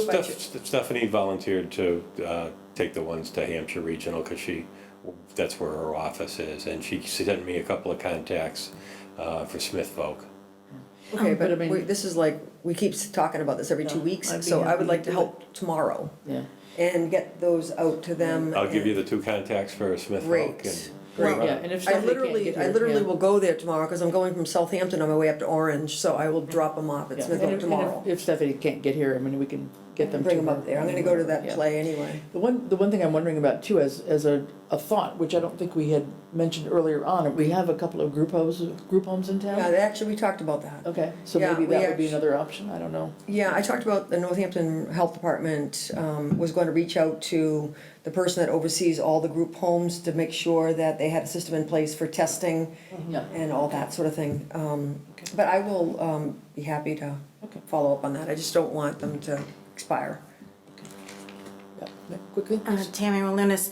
I'm chair for the Smith Vocational PTO. I have to go there tomorrow morning and then again tomorrow night for our meeting. If they're already boxed up, I can take them tonight and bring them tomorrow morning at 9 a.m. when I go. Okay. I'll give them right to Karen Sounds like a and plan. present them to her. Yeah, I think we had, what was Who's it, the 25 COVID or something? nurse. I actually put 30 30 together for something. both of them. Yeah, yeah, okay. Okay. Yeah, great, I'll thank you. see. I'll have to print out some information to go with them though. But yeah, great, thanks, Kevin, all right. Okay, and next And one? then the voice over IP update, I have Judy assisting me in putting the information into the forms for a breakdown of the individuals' names, their phone numbers, their email addresses, and then there's something else that needs to go into it to get that to the company that's designing the distribution. When do you anticipate that will actually be implemented? I would probably say at this point, probably around June, end of May, June. All right, next, on the next one, I guess this one falls on me, the ARPA survey results update. You have in your packets, I did a draft report. If you may not have had a chance to read it, it's about four and a half pages long. Basically just kind of putting in writing what I had spoken about the day that I gave the presentation. And so if anybody has any comments about that, I feel free, if you haven't had a chance to look at it tonight, to just shoot me maybe an email if there's any typos or corrections or things that aren't clear. But my goal would be to be able to put the presentations or the graphs and things that I had shown you all along with this report up on the website so people can have access to it. So I don't know if anybody's had a chance to really look at it, but if not, you know, we don't have to belabor it tonight. It really is just a repeat of pretty much everything I said, just talking about each of the questions and how many responded and the kinds of things that were said. So it just gives the written portion of that, okay? So if you would be glad to take any comments if you have them, so I can, you know, maybe by the end of the week or something, we can pass it off, that it could be posted up so people can have access to actually read it as well, okay? All right, thank you. All right, no appointments tonight, and then we're on to new business, I guess. So first thing, amendments to the PQB rules and regulations, approval of that. And John or Ed, I'm not sure who's taking that. Ed? So the PPPB did meet, they had their public meeting on this and voted to approve the suggested changes. And let's say, go through them. This was related to sick leave in particular, and Yes, one is for sick leave, one is for holidays, one was a clarification on the long-term or short-term disability, whichever you want to call it. And then the other was a general change of all references to, from Board of Selectmen to Select Board. So the first one was to add language to sick leave, which is in bold, italicized, and underlined font. So under full-time and part-time employees, 13-2, full-time employees. The original clause started at the commencement of each fiscal year. Each employee having 6 months of continuous service shall be credited with 5 days of sick leave. To that, the suggested amendment is sick leave for new employees shall be allowed to accrue from their start date according to the below schedule and may utilize the sick time accrued once they have earned it. The existing language, employees with less than 6 months of service shall be provided sick leave in accordance with the following schedule. And then that schedule is for 1 to 2 months of service, or 0 to 1 month of service, 0 days. For 1 to 2 months of service, 1 day. For 2 to 3 months of service, 2 days. For 3 to 4 months of service, 3 days. And for 4 to 5 months of service, 4 days, and for 5 to 6 months of service, 5 days. And that was the existing language. And then under 13.5, use of sick leave, the existing language was sick leave shall be granted to an employee only when the employee is incapacitated from the performance of duties by personal sickness, injury, or quarantine by public health authorities, injury, illness, or disability self-imposed or resulting from the use of alcohol or drugs may not be considered proper claim for leave under this section, see 13-7, and then this language was the suggested amendment. Employees may also use their sick leave to care for their minor child who is ill. And that was the changes to the sick leave Can I ask a section. question? Yes. I just wonder if I'm surprised about the paragraph you just read.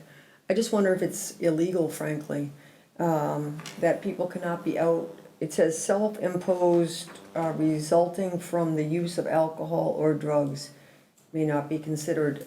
I mean, I think that the increasing realization is this is a disability of sorts, and I'm just wondering whether or not this would be leaving us open for a disability complaint or some type of MCAD issue. I just feel like that I don't know if that's legal. Does anybody have an opinion about that? That's our current language, is in the That's policy? our current language. It's in there now? Yeah, so. I think it's worth asking, frankly, since we're looking at it. I mean, does anybody else have an opinion about it or question about it? I thought under the Americans with Disabilities Act that substance abuse qualified. Yeah, substance use disorder is actually Right. usually the term that's used. So anyway, it just seems to me like it's an old-fashioned notion, like, Yeah. and it might be worth just asking our attorney if people are willing to do that. I just don't want to leave us in any kind of jeopardy over this. It just seems like it's archaic, frankly. Could be. It probably hasn't been updated in quite a while, right? So that's why we were starting to do this. Are people Yeah, and do you think we could get a quick turnaround from legal on that? I mean, just to give us a thought on that? It's getting to be a busy time of year, so we'll Yeah. see. Yeah, but I mean, if there's just a way to rephrase that, maybe just so that we're covered and not leaving ourselves open to something. Well, may not need me rephrasing also, so, but I can reach out to them. Yeah, okay. At least find out. Okay. All right. And then the next one was on The next holidays? one's holidays, so under recognized holidays, we are adding Juneteenth to the existing list. The existing list would have been New Year's Day, Martin Luther King Day, President's Day, Patriots Day, Memorial Day, Independence Day, Labor Day, Columbus Day, Veterans Day, Thanksgiving Day, and Christmas Day. And then under the extended accident and sickness plan, the existing coverage was all full-time and part-time employees after 6 months of continuous service.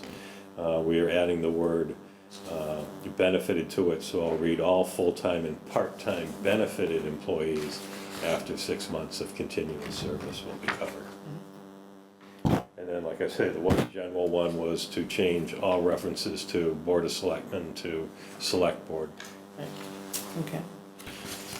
So you need an approval on this, but we have one question on the sick leave one, right? Isn't there also another, did you just read the one that's under C, holiday pay C? Holiday that? pay C. For all hours actually worked and shall be Yeah, compensated. the I was employee. just looking Yep. at that and It's- asking yeah. if that was Is also that in changed. addition to? 13C, there's a part in bold right at the very end. This one?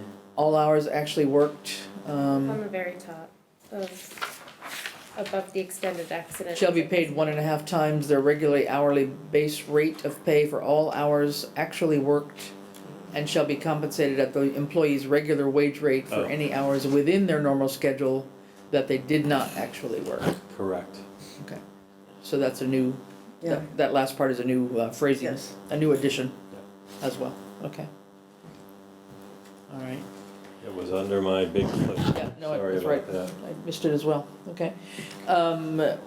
What's our druthers? Could we vote on 3 of the 4 things that have been proposed, or 2 of the 3 that have been proposed? It's all gotta be changed at once, All so at you once? might as well hold. Okay, all right. Okay, well, hopefully we can get a quick, Okay, I was just gonna say, PQB already approved these things. I mean, we're voting on the additions that were approved by PQB. right. Someone's Ready, gotta, these are- someone's gotta go into the manual and make these changes, which is probably gonna be me. It's gonna be easier to do them all at once. Okay, Yeah, all right, so, What I'm saying, yeah, okay, all right. and what's the process after this? Once we approve it, it's approved? that's it. And we just educate the town employees about it? Yeah, we send it Okay. out to the employees and make it available. Okay. Yeah, okay. All right, Oh, and just so you are aware and know, once I actually found the actual bylaw, not the rules and regulations, the qualifying pieces were that it's a public meeting, it's not a public hearing by the PPPB, and the proposed changes have to be posted in a conspicuous place for the employees at least 10 days in advance of that public meeting. So basically, they were posted here in Town Hall on the bulletin boards. They were also sent to and posted in the highway garage, the police and the fire, the library, and the water department. okay. Good, so we're almost there, home stretch. All right, very good, thank you. All right, next up, something relatively simple. For those who may not have been around last year, Southampton as a town had signed on to something called the Mayor's Monarch Pledge, which is a nationwide program put out by the National Wildlife Federation. It was launched in about 2015. And it's for towns and cities and those that have mayors, the mayor's signs, otherwise the select board chair signs. And basically it's trying to promote some education about the importance of pollinators in general and how they help our environment, and especially the monarch butterfly. And so we had signed on to that pledge last year, and there are sort of requirements in that there are various projects that community groups can do to show their level of action and engagement. And a couple of those that had been signed on to and agreed on last year. First of all, we're through the Conservation Commission in terms of just continuing commitment to knock down invasives on our various trails. There had also been an effort to develop some wanted posters illustrating, I believe, I'm not sure if those are posted out at any of the trails yet, but I mean, they were wanted posters describing some of our wonderful invasives, from the multiflora rose to the bittersweet, etc., and how to go about hacking those down. And then the Open Space Committee has been working on the notion of a pollinator garden on Lower Pomeroy Meadow Road, which is the watershed property, not too far up from the school. And they've made a lot of plans on that. So far they're hampered on a couple of things right now for funding on it. And then the Friends of Open Space had committed themselves to doing some sort of a native plant sale or swap last year. So those were our 3 things that had been started. The church also got involved in doing pallet gardens last year, planting flowers as well as vegetables that went on to feed some of the folks at the community cupboard garden, etc. So just to say that this is something that we, if we're interested, again, we need to commit to, and I would suggest that we do that. I'd like to also keep on working and talk more with, Parks people, Parks Commission people, as well as probably even Highway Department. Talk about if there's little areas in town where we can minimize some of our wonderful manicuring and lawn mowing, and let a few spaces grow up a little bit more toward meadowland kind of things that would be appropriate to attract pollinators. There's all sorts of information about how beneficial they are to everything that happens in our food chain. So I'll let people do their own research on that, but. I'll make a motion to recommit to the mayor's Monarch Pledge. Okay, And I'll second. all right. Any discussion on that? Any questions about I it? just wanted to add that the local Girl Scout troop is also, that's their community project this year, is to work on pollinator, increasing pollinator Yes. garden or project, Yep. they're still brainstorming it, but Yes. they were reaching, I know one of the troop leaders may you're have right, reached thank you. out Yep, I as got well I got a to note work today with the from them. town. Yep, Yeah, saying great. that they were interested in doing something. They're still working on it. Yeah. So That's great. I think that's great. So I will respond to them too in terms of some ideas. But yeah, okay. If not, could I no discussion? If I could have a vote on this, please. All those in favor? Hi. Okay, so I will get that taken care of. It's a very simple process, actually. All right, next is ARPA funds utilization discussion, and I think here, my intent on this, it was kind of a vague terminology, but I was trying to figure out how to couch it, but we will be coming up very soon in terms of looking at ARPA applications that are being put forth to us, and I know Ed has mentioned a couple of times how we need to treat the funds that we're being given, whether we want to look at them all as this lost revenue idea and or some percentages that would cover other categories. And if you remember the one example I gave you from South Hadley a couple weeks ago, they had, and I have it in front of me so I can tell you very easily, they had taken, and again, it's a bigger set of money, different community, but they had allocated about 60% to infrastructure, 18% of their funds to revenue loss, and then other percentages to households, small businesses, housing, COVID mitigation. So I think the question for us is, before we get into looking at applications, we need to do some serious thinking about how we want to use these funds. Do we want just one category? Do we want to do multiple categories? And I'll let Ed speak on it in a minute, but my only understanding thus far is that by doing multiple categories like they do, there's a whole lot more involved in terms of bookkeeping, keeping track of funds, whatever has to be done vis-a-vis accounting for the funds, whereas the revenue loss is a little bit simpler process that doesn't require as much detail back to the program managers. That would be much more internally our job to keep track of how we're spending them, I think. And if we do spend, what we do, I think we want to make sure, in my mind, we want to make sure that these are available to a variety of applicants. And so how to best do that would be the question. We don't know what's coming at us yet. Maybe Ed, I'll turn it over to you to give us more clarity, but I don't know if we can make any decisions tonight, but I really want us to be thinking about this before we get right down to the wire of trying to look at applications.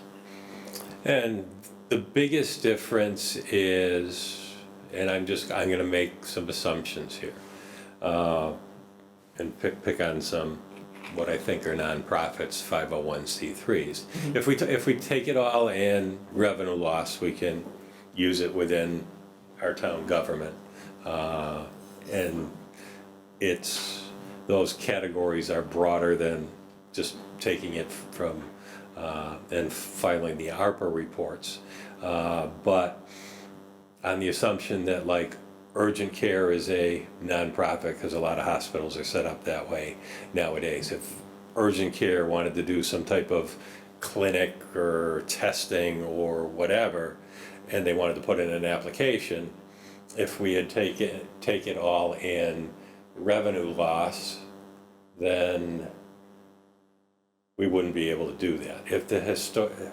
Southampton Historical Society wanted to put in an application, and they are a true nonprofit, and we took it all in revenue loss, they would, if they put in an application, we wouldn't be able to fulfill it. If some of the group homes that we have here wanted to put in an application for something and they're a true nonprofit 501c3, we wouldn't be able to do anything for those. So I know we don't have a lot of businesses here. I think we have probably some nonprofits that we might not normally think about or immediately think about. So that's just my first thought was just take it all in revenue loss. It's easier, it's broader, but if we want to fulfill some of those other categories, then it'll get, I won't say a little more difficult, but it gets a little more tricky, because then you got to figure out, or want to figure out of, okay, you know, whether it's a dollar amount into revenue loss and a dollar amount into set aside for nonprofits, or saying, okay, well, you know, we'll just say, you know, it's 90% or 95% revenue loss and the other 10 or 5, and what are those dollar amounts? But, you know, but that is something that we should keep in, you know, keep in our minds going forward. Okay. All right. So Any you can thoughts? specify a certain percent of revenue loss? Yeah, I mean, the percent is just going to come out to, you know, a dollar amount, but you know, you can look at it those two ways of just saying, okay, we're going to pick out a dollar amount. We want to either, you know, remain eligible for nonprofit applications, or you know, what's 5% of what we're going to receive over the 2 years equal to, or what's 10%, you know, equal to. So, and do it that way. But I think the biggest thing just to keep out there right now is, okay, if we do it all as revenue loss, that other category is pretty well shut out. Yeah. So it might be revenue loss and infrastructure, for example, as two separate pots. I mean, well, no, I don't think we have to go crazy. Revenue loss, I think, is still going to fall into being eligible for infrastructure. What I'm saying is, you're going to have revenue loss, and okay, you know, whether it's $100,000 or $200,000 you want to set aside of the 1.8 million to be eligible for nonprofits to apply for.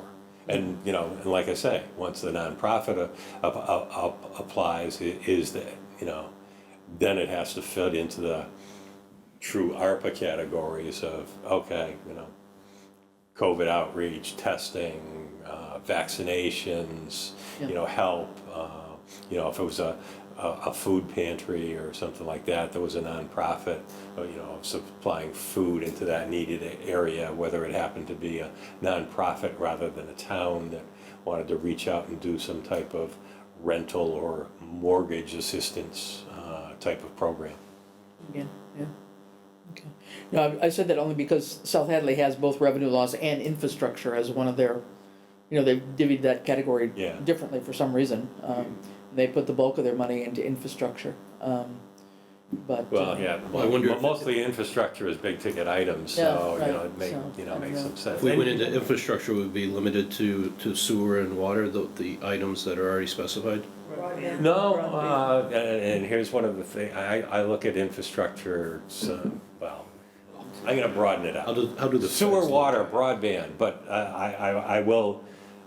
you know, at least there was one select board member that was there to hear me do this, but I did tell two of the members of the Conservation Commission that, in my personal opinion, and I was not speaking for the select board, that is with the Manhan Trails project of rejuvenating trails or adding trails, that if they happen to be short because they didn't get enough grant money, in my personal opinion, that's a type of infrastructure project that, you know, they could put in the town. So I look at infrastructure as maybe a little bit, you know, different than just the hardcore sewer, water pipes, you know, broadband. I wouldn't mind seeing the applications before we make the decision about I agree. how we're gonna categorize the funds. Okay. Yeah, that's fine. I just want us to be thinking about it. I think, you know, we don't know what's coming in yet. They've still got time to send us stuff, and but just so that we, you know, I guess I want us to have a clear-headed structure as we start to move forward, whatever that may be. So, categorization, utilization of funds according to the ARPA guidelines is one thing, and then following up on that, and I don't know, we talked about it just a little bit last time, I think. I'm wondering if, now that we have the application that Rini worked on, as we're going to be looking at these applications, do we want some level of a scoring sheet of some sort? I have Yeah. thought about it, but I haven't Yeah. designed anything, and I would like to have maybe 2 people volunteer to work together on a scoring sheet, just as an idea to talk about, or somebody. I don't know how we would do that, I mean, how we want to rank these, but I think, we had an expression of concern, I think, last time from Francine, saying, well, we're gonna take these kind of as they come, or what if we get a good one later on and we've already spent our money, kind of thing. So we had just briefly touched on the subject about ranking, but it just seems like if we're gonna be starting in the next meeting or two to start looking at applications that have come in, we need to be thinking about how we want to score these things somehow, or rank them. And if anybody has any ideas now, feel free to shout out. I don't have any particular ones. My only feedback on that is I'd be against the scoring process. Yeah. Personally. Why? I feel each one of us has a vote, there's 5 of us, and I wouldn't want to have to be bound by somebody else's interpretation of scoring. Uh-huh. So I figured I will score we each have a vote. Yeah. So we can each score them how we feel it means, and then it comes in whichever applicants get 3 votes. So you wouldn't want to have like 3 basic criteria or something like that, or anything like that? I mean, it's kind of asked, I guess, in the application form itself. I So. suspect that the 5 of us will not be able to agree on that exact science, and therefore, I'd rather just spend what little time I have to dedicate to this, to just going through the applications myself, making my notes, and then listening to feedback as we debate into the early hours of the morning. I think it would be helpful to have, we went through and did this big survey to the townspeople to say, how do you think this money should be spent? I think one question would be, is this consistent with the survey results that we got from the town? Another one might be, does this project enable us to make more money, or in some way seed money for some, bigger initiative? Another one I think would, I think there are ways that we can, I think there are some questions that we can ask when we go through each of the applications, and then people can make their own decisions. But I think it would be a good exercise to just say, is this consistent with this? Is this what the people want? Yeah, I agree with Rini, meeting a certain level of criteria. Like, will it become self-sustaining once this money is, and I think that's all part and parcel of the application process. Correct, I was just gonna say But if they did or did not demonstrate that, I think is an important thing. So I think a lot of those questions, though, would be asked, they are part of the application. So maybe scoring is not the right word. Maybe we're talking just general parameters, Okay. of just discussion. Clarifying. Like, these are the main, goals or whatever that we have in mind to try and spend the money. And, to what extent does application X follow that, rather than So saying. to that point, Yeah. if it's a yes or no, did this meet the basic requirements that we asked, yes or no?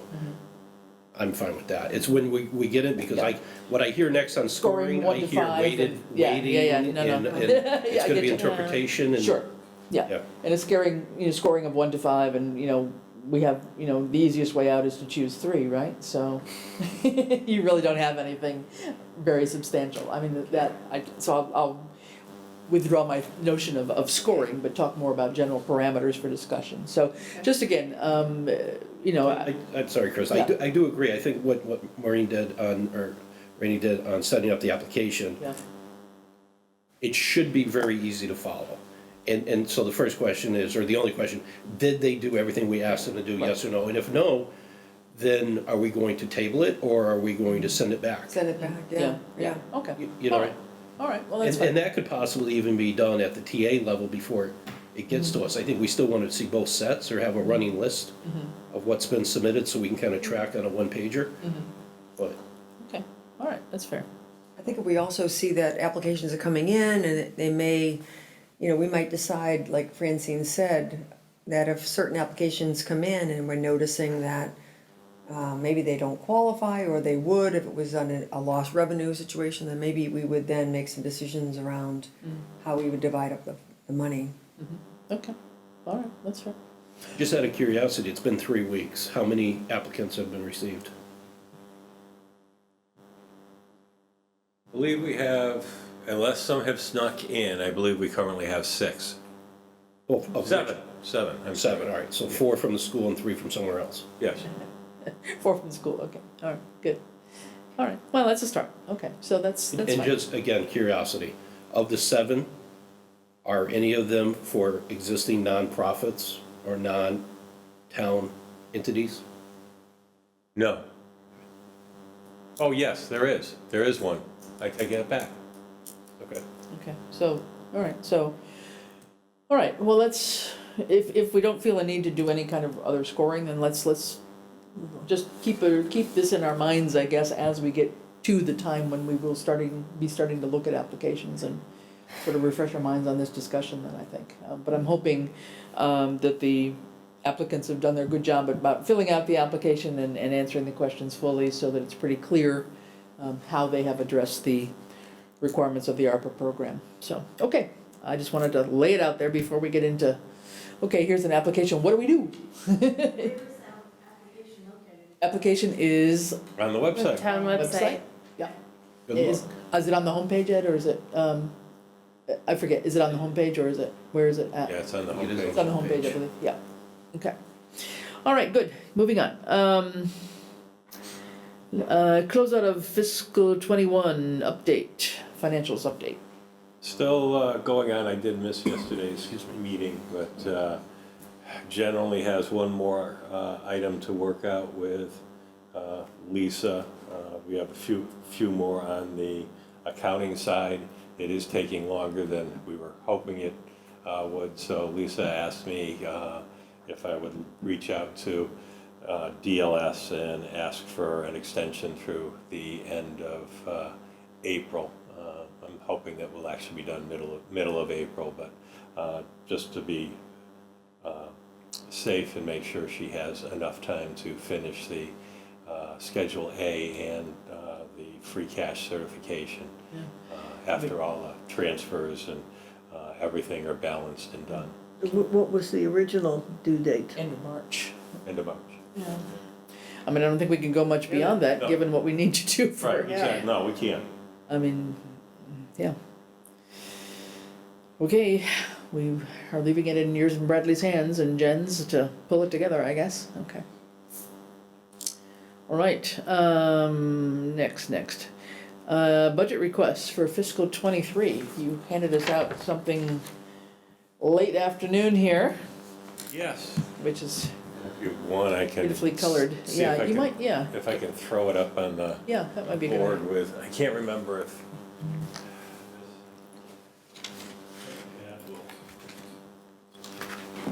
Work with the projector or not, but we'll find out.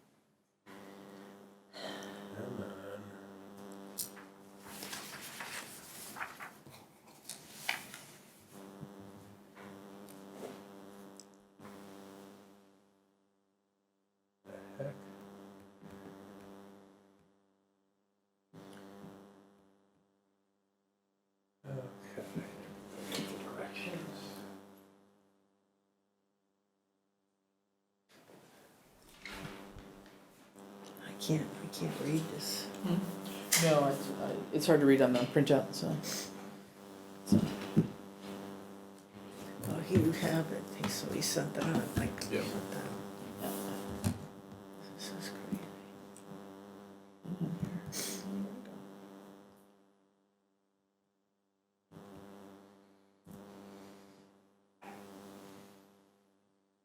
Hang on a minute, folks, we're working on technology. That's it. That's a Saturday meeting. Yeah, I mean, this is cross-eyed.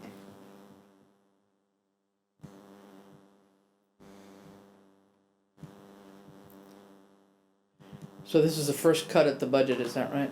Yes, it is. It's the right number.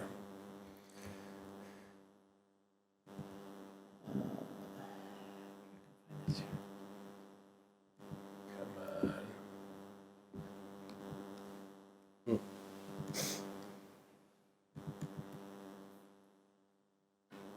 on. Yeah, I'm gonna get it up here.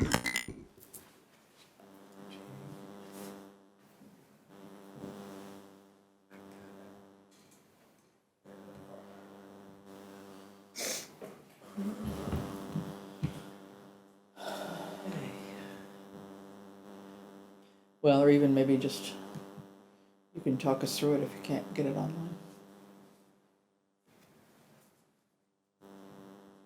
I think while Ed's looked that up, the fiscal year 23 budget first has a deficit of $101,000, and then the budget 23, or fiscal year 23 budget 2 with all the wish list items has a deficit of $297,000. Right. And that's based on a bunch of assumptions at this point in time. It's my first look at the revenue side of things also. And then I made a bunch of assumptions on, even on the expense side, because I don't have the final numbers, so I went with a relatively high percentage for the estimates on both the workers' comp and the general insurance. So hopefully that will come down a bit. And the debt budget that's in here is all placeholders with last year's numbers. I have to work, Bradley's going to work with Jen on bringing those up for any changes for this year. We do not have the Norris elementary budget as of yet, so I made a few assumptions with there, just so we had some numbers in there to be in the ballpark. I assumed a 2.5% increase to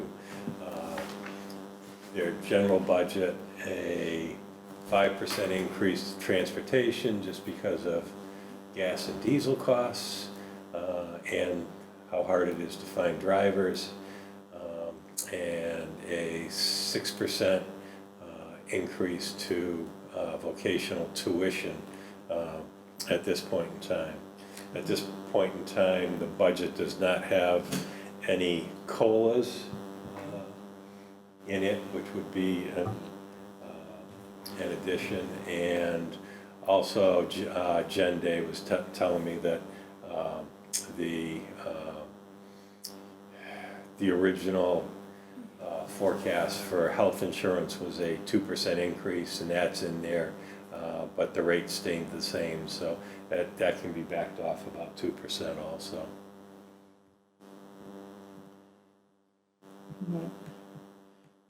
Give you another minute to see if you can enter it and project it. If not, let's try to maybe go down through each category and just summarize the category. No, I can't access. Okay, then let's just screen do that. We'll get it ready for the next time when we need to have a budget presentation. So let's just take a look at category by category, just sort of the sum totals in general government in terms of what you're projecting there and where the differences are, maybe from FY22 to FY23 budget 1, and things that may not be factored in yet or need readjustment. Just in general, I'll go over and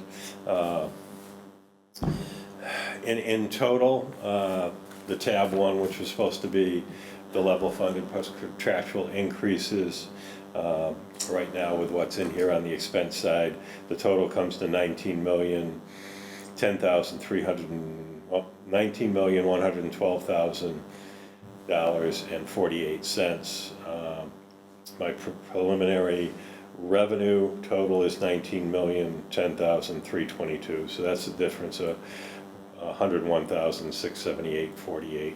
And then on the wish list side of things, the expense side goes up to $19,307,604.34 with the same estimated revenue total. So that's the 297, 282.34. So that being said, just in general. So in the wish list, are there any COLAs in the wish list at all or not? Doesn't look like it. I believe, well, I wouldn't say there's COLAs, but there's increases in the wish list. Increases, A right. couple of them, correct. Right. All right. So the approved budget though was, from last year, was 18,295, right? Am I looking at the right column? In total, For the general fund? 18,295, Yeah, 262. for the total budget, yes. Yep. 18,295, 262, and Yep. we're talking probably 19,112. 19,112, correct, for this year in that budget tab 1. So in the general government, if you just wanted to look at the total, Yeah. last year, that total was $705,646.34. In the tab 1 for this year, that is $809,263.73. So about $104,000 increase in the general government portion. So without the wish list, without COLAs, we're at a 14.46% increase in expenses year over year. That's what the math comes out to. Okay. But what I don't understand is revenue projections on fiscal year 23 budget 1 is 19,010,000, which I'm sure the backup will come along later. But in our reports, we also got something that shows that our current revenues are supposed to be 19,729,000. So how are projected next year's revenue $600,000 less than this year's report that we were given? My first thought went maybe it's the wire department and the transfers. I mean, transfer station aren't in. Well, and they wouldn't be. So the transfer stations isn't in here, at this point in time. One other assumption is that it's got last year's, shall we say, overhead costs for the transfer station and the water enterprise fund. Are in these reports? In the revenues. I expect those to go up, so. Okay. So the biggest, one of the... But also at this point in time, there's no use of stabilization fund or free cash into the budget portion. Well, why, we wouldn't do that anyway, right? You may, and if you do, that brings the revenues up. Yeah. What method was used to actually come up with some of these figures, like the expenses in particular? I'm just looking at like, well, I mean, there's several of them. Yep. There's a number of expenses. Did you have any sort of like percentage increase? I'm looking, where is the legal fund? The legal expense, 21,000. It's going up to 35 when we've only expended 56% as of today. Correct. So what method was used to arrive at some of these expense funds? Number 1 for the legal expense fund, planning board is requested $5,000 for review of their zoning bylaws. So that's $5,000 of it. The 21.5 is low. I assumed another $4,000 or $5,000 for bylaw review, and then assumed an increase of about $4,500 to $5,000 just in our own general use of that legal fund. It's gonna just... And don't forget, please don't look at the percentages on the expense, especially for legal, because legal is about 2 months behind. Yeah, they don't go right. Okay. Well, I just find it difficult to support this without COLAs, to be honest with you. And we're talking... Let's just walk through each category and understand what we're looking at, because we've got, if we look at the FY '23 budget, which is the green column here, versus the approved column from last year, the orange one, right? We have this $100,000 increase, the bulk of which is coming from where? We've got some in legal, so there's 14,000 right there, or no, 15, sorry, more than that. There's a lot of expense increases. I just don't understand why they're not added and COLA's unadded. Okay, so legal's one, another one was for the audit, right? The audit is the Yeah, other audit's big huge, 21 to 36. Right, and that's what we've been talking about Also, all along. I have a It's not question. Surprise, yeah, Is- Joy. Planning board expenses went up to 15,000. Is that including their request for the 5,000 for legal fees, or is that a separate 15,000? I'm gonna have to ask Paul that question, because actually, from just emailing him back and forth, that might have been their entire request for legal originally, so Okay. I haven't followed up on that. That is an important clarification. Yeah, that is, but they were also asking for additional staff person. And there's a larger increase too for the assessor, which we heard about at the last meeting, Correct. 4160, right? But just on Rainey's point, so if I scroll down to lines 34 through 38, only because it's the first tab on the other workbook, and I highlight the 56,000 to 12,000, that sum is $138,338 for the treasurer's office, right? The other workbook that we were given, that was produced, the department is only asking for 136,000. So something didn't translate over correctly, because it increased their ask. What workbook are you talking about? The ones that they submitted, it was sent to us. finance he has. Oh, you have, okay, I haven't seen those. So I don't know what each department submitted, I haven't seen that level of budget, so. I mean, that'll be a discussion, I'm assuming, at Finance Committee, right? But I guess, from a finance guy that does this in the real world, the sheets should talk to each other. Yeah. And tie, so that Right. there's a disconnect somewhere. You don't have to go through each one. But- Well, that's what I have to do to enter them, so. Yeah. Okay. Well, if you'd like, I can take a week's vacation and come in, and we can create a good budget workbook. No, I can take a week's vacation and finish it up. So. Well, no, that means you go away. All right, so at this point in time, we're seeing a couple of things that one may not sync up in terms of certain salaries. There's no COLAs involved. We know we've got some projected increases here for things like legal and audit and some additional, perhaps different expenses for planning board, the assessor's office, and treasurer's office, perhaps, in that first bailiwick of things in general fund, right? I think the treasurer office is more under budget too. I think we discussed trying to do what we can to improve. Last year, we tried to improve wages. Right. I just feel like we should continue along that. Right, yeah. Whenever we can. And that's where, yeah, that, if no COLAs or any of that adjustment for lower paid staff is included here, then we definitely have got more than $100,000 to worry about in terms Yeah. of trying to make ends meet here, yeah. Well, could I suggest that, because finance is gonna try and tear apart the expenses, right? I assume, so. Hopefully. Well, historically. Hopefully. Historically, right, the finance committee, that's been their charge, right? Right. So maybe our first step is to let that go for a week or two, and maybe focus on the revenue piece. Yeah. You know, what is that $19 million number, and what's it look like? And I know it's gonna be fine tuning, and a lot, and not a lot of it, there are some assumptions that are in there, right? And we just hear what the assumptions are, and we're either gonna agree with it or not, but we know where the little placeholders are. And then we can come back to the expenses. Yeah, I guess I was just trying to take a look at the subtotals of the different categories of the budget to say, okay, where, you know, some categories may just be straight line from last year Yeah. in that regular budget, but others may, I mean, jumping down, so we've got $100,000 difference in general fund, public safety from last year to the first grouping on the public safety category is not much different, right? It's $1.9 million last year, $1,935,000 to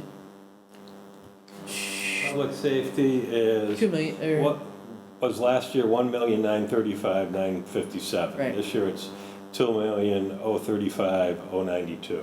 yeah. Okay, So it's $100,000. another $100,000 there. And I'll tell you, yeah, right now, there's $60,000 of it in the fire EMS wages. Right. So there's a fair amount in EMT wages I'm seeing here and fire wages, yep. Okay, just so we know what we're kind of just, this is just high level. I don't really want to get into levels of, detail. I agree with John. I think that's a different discussion to have, and we do need to talk about the revenue side. I guess my concern is not having any increases other than contractual in here. Yeah, well, that's, Wages, EMT wages aren't contractual. Well, I'm the just first- not sure well, why the first thing- based on what they. If you want to put in COLAs, then the select board should decide on what they want for COLAs tonight and vote on that, and then I can do that. yeah. But until you do that, I can't. I mean, that doesn't, then we get a different picture, and then we know better what it is we have to do in order to Okay, support that. all right. Yeah, and I also think that there are some things in here that include increases that are non-contractual, and some of them, it's just inconsistent. Okay. I mean, either put them all in category 2, or like there's just some that are increased and some that aren't. EMT wages and assessors for 2, and other ones is not even any COLAs. Right. So I'd rather have them all in there and then see what the finance committee says and then take it from there.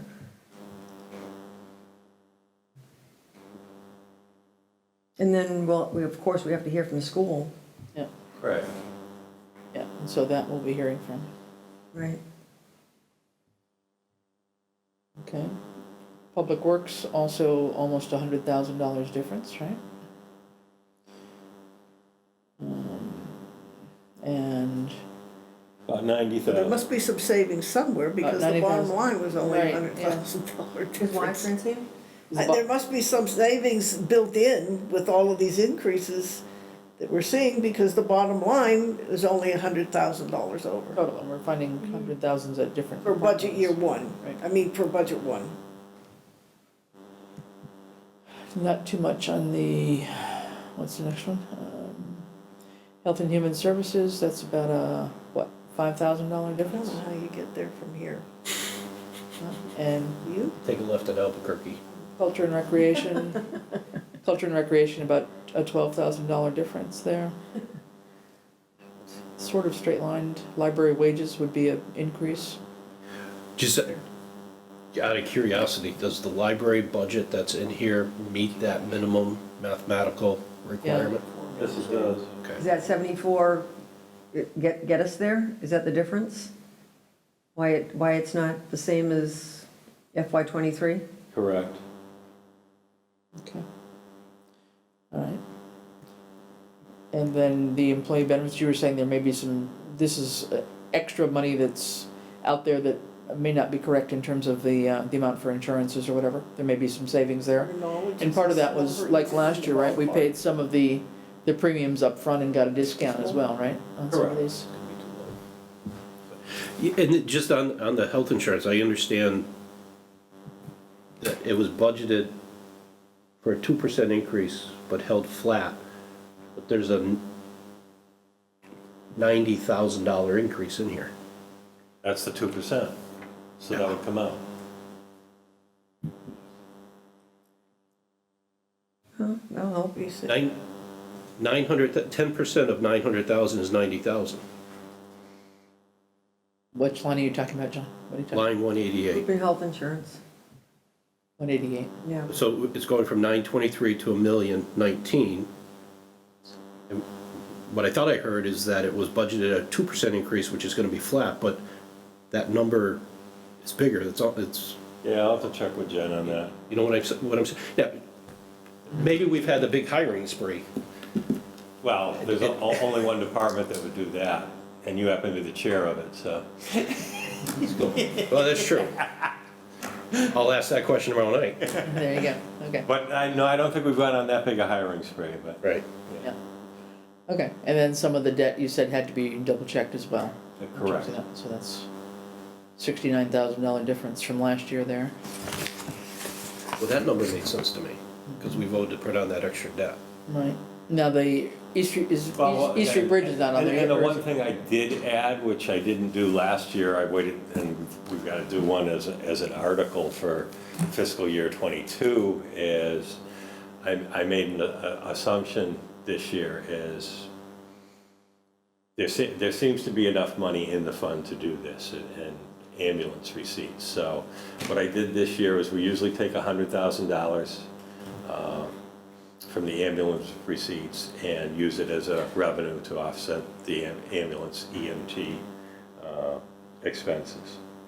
So this year what I did was, because I know some of that $60,000 increase would be associated with the higher wages, but I also remember the chief saying that he didn't think a budget this year with that in there and then requesting possibly 2 full-time people was going to be that much more than it was last year. So what I did a couple of things. One is I actually added in the roughly $70,000 principal and interest payment for the ambulance.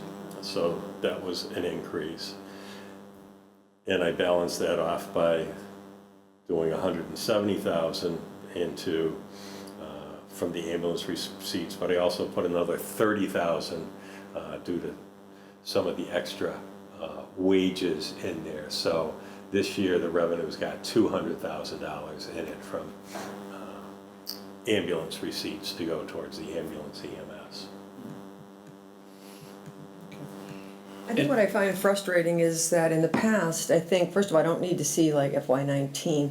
I think that in the past, we've had a column which has an increased percentage of expenses and wages, and then another column that actually has requested increases above and beyond that or something. Right now, it just seems like there's a lot of changes in budget 1 that are inconsistent in terms of percentage expense, percent of wages for certain people or positions, and so it makes it really difficult to say, no, let's go with, you know, column 2 for this line, or let's go with column 2 for that line.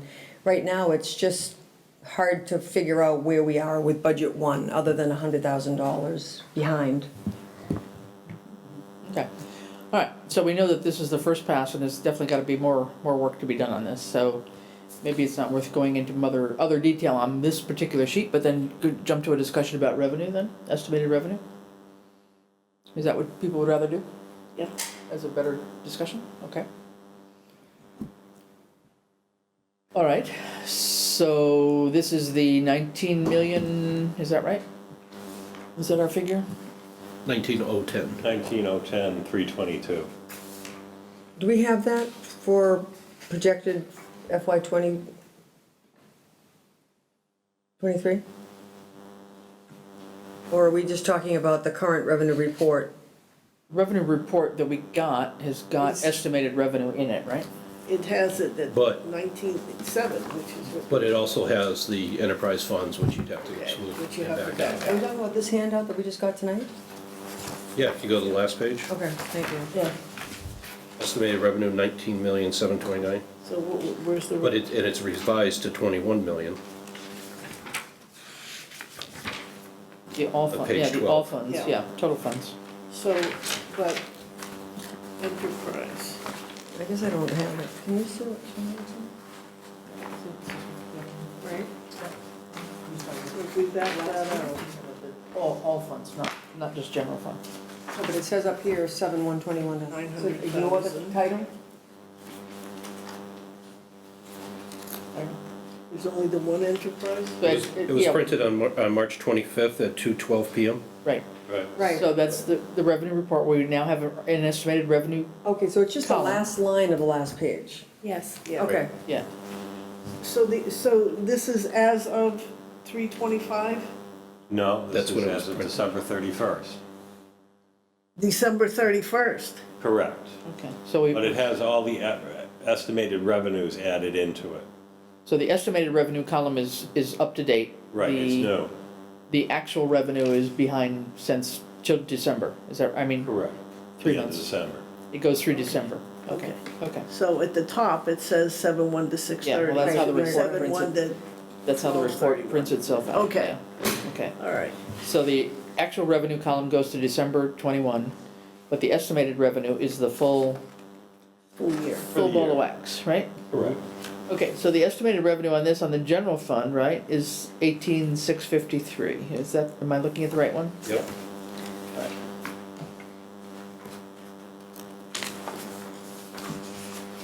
All right. And I don't know, Ed, you want to talk to us a little bit about estimated revenue in terms of how, or maybe you started to before, I'm sorry, but. Yeah, this is the estimated revenue for fiscal year '22. For 22, right? Correct. So you're for, okay, so for 22, 18,653, 018, and then your revenue projections for 23 is 19,010,000. Right. 322, right? That's on that green tab in the budget thing you were just looking at. Correct. So But 19. like I say, it's apples to orange. Yeah. Because let's say you're not going to have, let's say you'd have the water enterprise and the transfer station. You wouldn't have the stabilization fund in the fiscal year 23 revenues.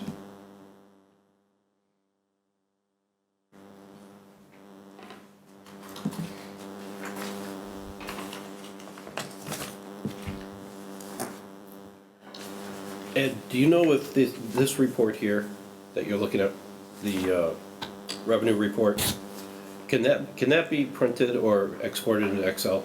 It can.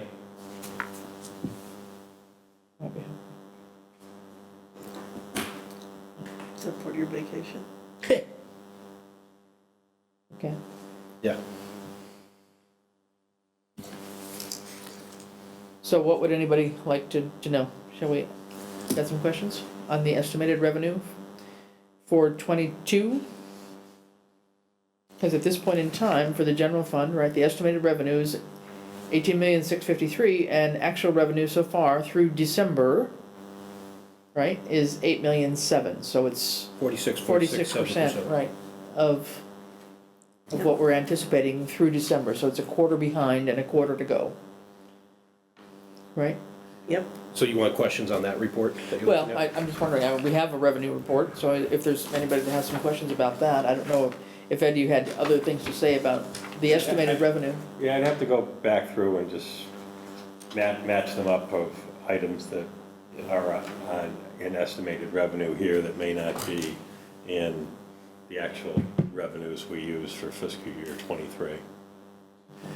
But the, who pays us a payment in lieu of taxes? It looks like $50,000. Payment in lieu of taxes? Pilot program? Yeah, it's a pilot. I'd have to double check just to make sure, but I believe it's the reservoir. The Hoyoke side? Huh? Hoyoke water? I think so. Okay. And then, just going again on this report, the one that we were given, the under department revenues, I understand it's only 6 months of data, but other departmental income, $68,000 and nothing. Yeah, we don't know. So I'm wondering, is that where the interdepartmental with the Southampton Water Department gets coded? No. Okay. That's under the other financing sources on the last page. You'll see the 93,946 and the 18,163. On the last? Yes, I got you. Yeah. Okay. So That's where that's any thoughts on what that $68,000 from other departments that we haven't gotten anything on? I'd have to go back and look. And then And some of them, you know, they don't get paid till the fourth quarter anyway. I believe, I'd have to go back and check because I don't believe that, payment in lieu in taxes gets paid. well, till like especially if it's coming Wednesday. from one vendor, I could see that happening. Yeah. So then I was just more curious on who that was. Yeah. But the But other departments, I figured that's a bunch of miscellaneous departments not previously listed above, so. Yeah, I'd have to go back in and see. Okay. And then under miscellaneous sources, again, we're 6 months in, we haven't earned a penny on any investments, even though we've got $600,000 of ARPA money sitting in the bank? Yeah, it may just not be recorded. And the school, again, the school busing fees, is that what we charge for school choice students to ride the bus? I believe so. Yeah, okay. Yeah, those are the only fees I know of for school busing. And then on page 7, this is more just curiosity, under the gift funds, looks like we received $17,000, but nobody wants to tell us who it is. That was, The that label. was from the, that was, The label's missing. that was from, yeah, that was, 2 parks Oh, from yeah. You know what I mean? pickleball courts. I don't know why the name isn't coming I up. figure it's anonymous, but, No, it's, yeah, that's part of the pickleball financing. Pickleball. okay. Yeah, the, Do we, name this is is not specifically revenue, it's more expense. Do we have the opportunity to shift anything from debt service and interest over off the operating budget to ARPA? Specifically like HVAC or Already went out. anything like that? We have the opportunity, I'm just looking at principal and interest on some of the ongoing expenses. Is there any opportunity to shift anything to ARPA funds? No. Especially like HVAC? If I was gonna shift anything to ARPA funds, it would be a future Okay, purchase rather than okay, a past debt, okay. but that's my opinion. Makes sense. Okay. It's still a current expense though. I think we need to see the real school budget in here. We need to have the input of the finance committee. right, I think we're just, yeah. we're speculating here. Okay, yeah, because all we have are the estimated revenues for the general fund, but not for any of the other pieces, right? Yep. The way I'm reading this? And I think at this point in the process, in the past, what we've done is to say that our priorities are this. And I think that, we've talked before about trying to do something on the wage Right. situation.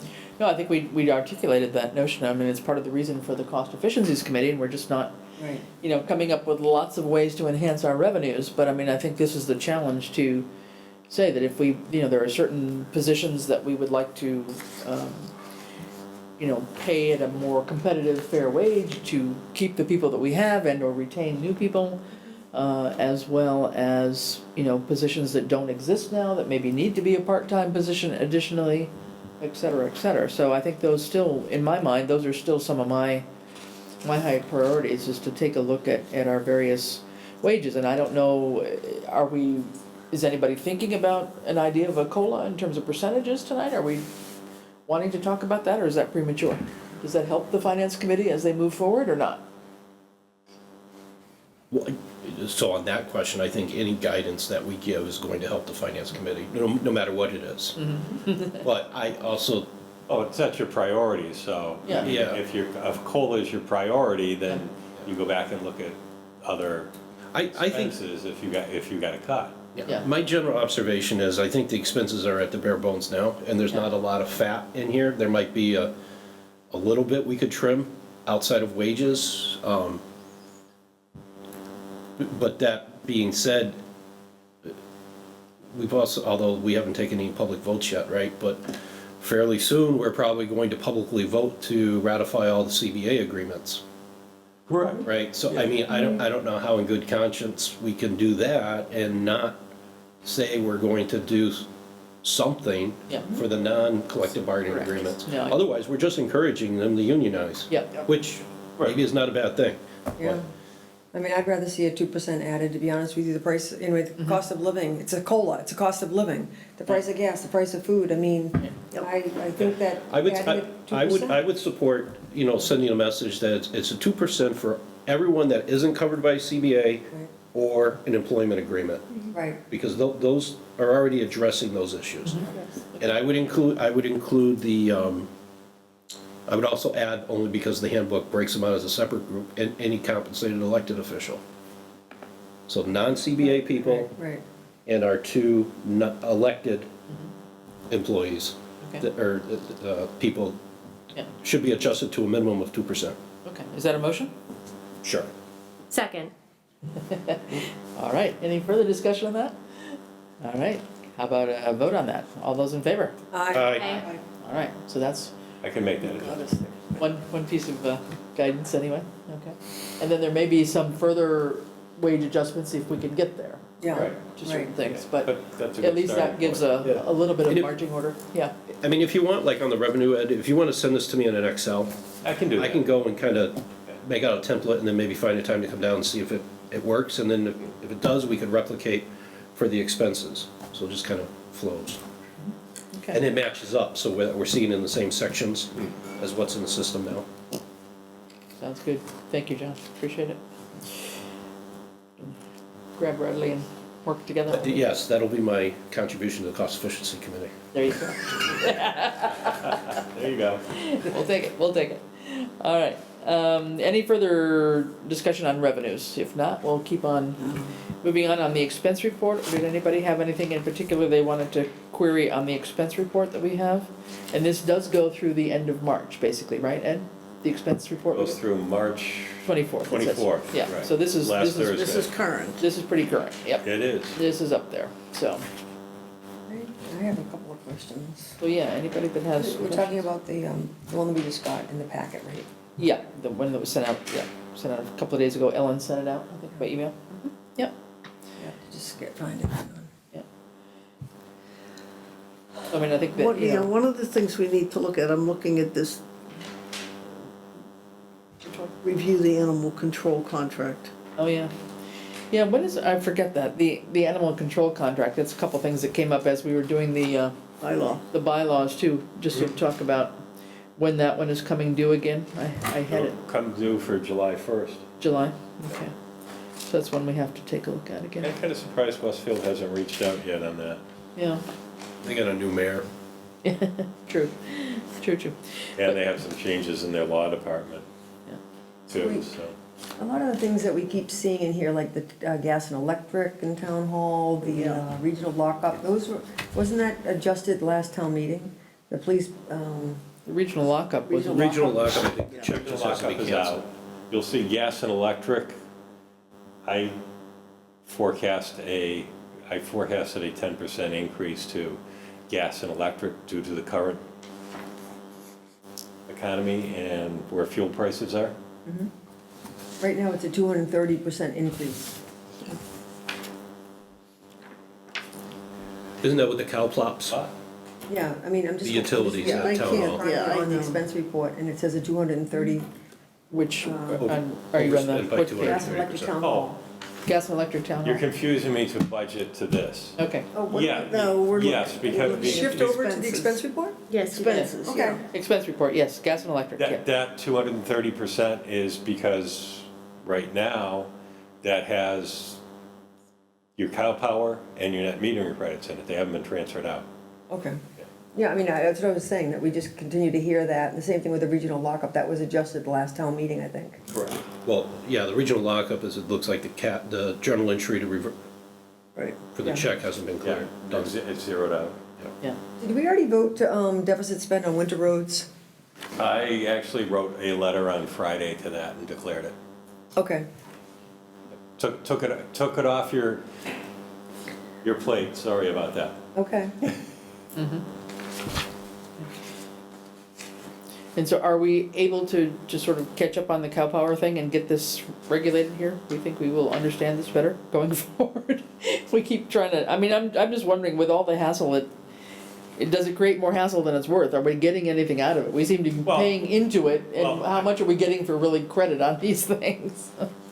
Both Vicki and I said after we found out what the process was, that it wasn't worth it. We might, I mean, and we're probably saving between 8 and 10%, but Yeah. for the person power it takes to actually keep track of this stuff, it's like, you know, neither one of us ever envisioned it being so relatively cumbersome. How often do the credits get? Every month. Oh, it is every month, okay. I So was what wondering if they were happens is quarterly. we see the credits on the Eversource bill. Okay, And then what Cal Power and Net Metering does is they then bill us for their services for those. And the net difference between, I'm gonna have to go back and check. The net difference between what we're credited for and what they bill us for, I believe, is 10%. So, you know, we'll get a credit of $1,000 and then they'll bill us $900 for the, you know, for that service, for holding those net meter credits for the Cal Power, so. and are we locked into this in a contract for a certain period of time, or how does that work? I'd have to go back and take a Yeah. look. The net metering one was done before I got here. And then the Cal Power one was done, I think, shortly after I got here. Thank you. Yeah. I mean, it sounds great in theory. I mean, I it sounds great. support the Yeah. idea, but I'm just Yeah. curious in terms of, you know, is it getting us anything for? It's, like I say, it's saving us about 10%, Yeah. so it is saving us. Yeah. It's just the fact, it's just the fact that it is laborious Yeah, for the town it's confusing, accountant, yeah. because they have to take those Eversource bills and see what the credit is. Right. And see what, you know, they're getting for, you know, a credit and bill from net metering and Cal Power, and do they match up? Right. And actually, towards the beginning, there were some that didn't match up. Yeah. Okay. Other questions on the expense report while we're at it? Come up. There's another. What's this one? Oh, planning board. Is page 8. Yeah. Yeah, that's just because it doesn't have a previous year's balance Okay. that came over from 21 yet. Okay. Is that the same issue with what Robert was talking about too? Yes. The cemetery one? Yeah. Okay. Surely we can't be that many thousands off on the We're not. cemetery. Yeah, okay. We're not. I remember already talking to him about this a couple of times and telling him what the 21 balance was. Okay. So. I would sure hope not, my goodness. Yeah, right. That's serious money. All right, okay. Any other questions, thoughts? Let's see.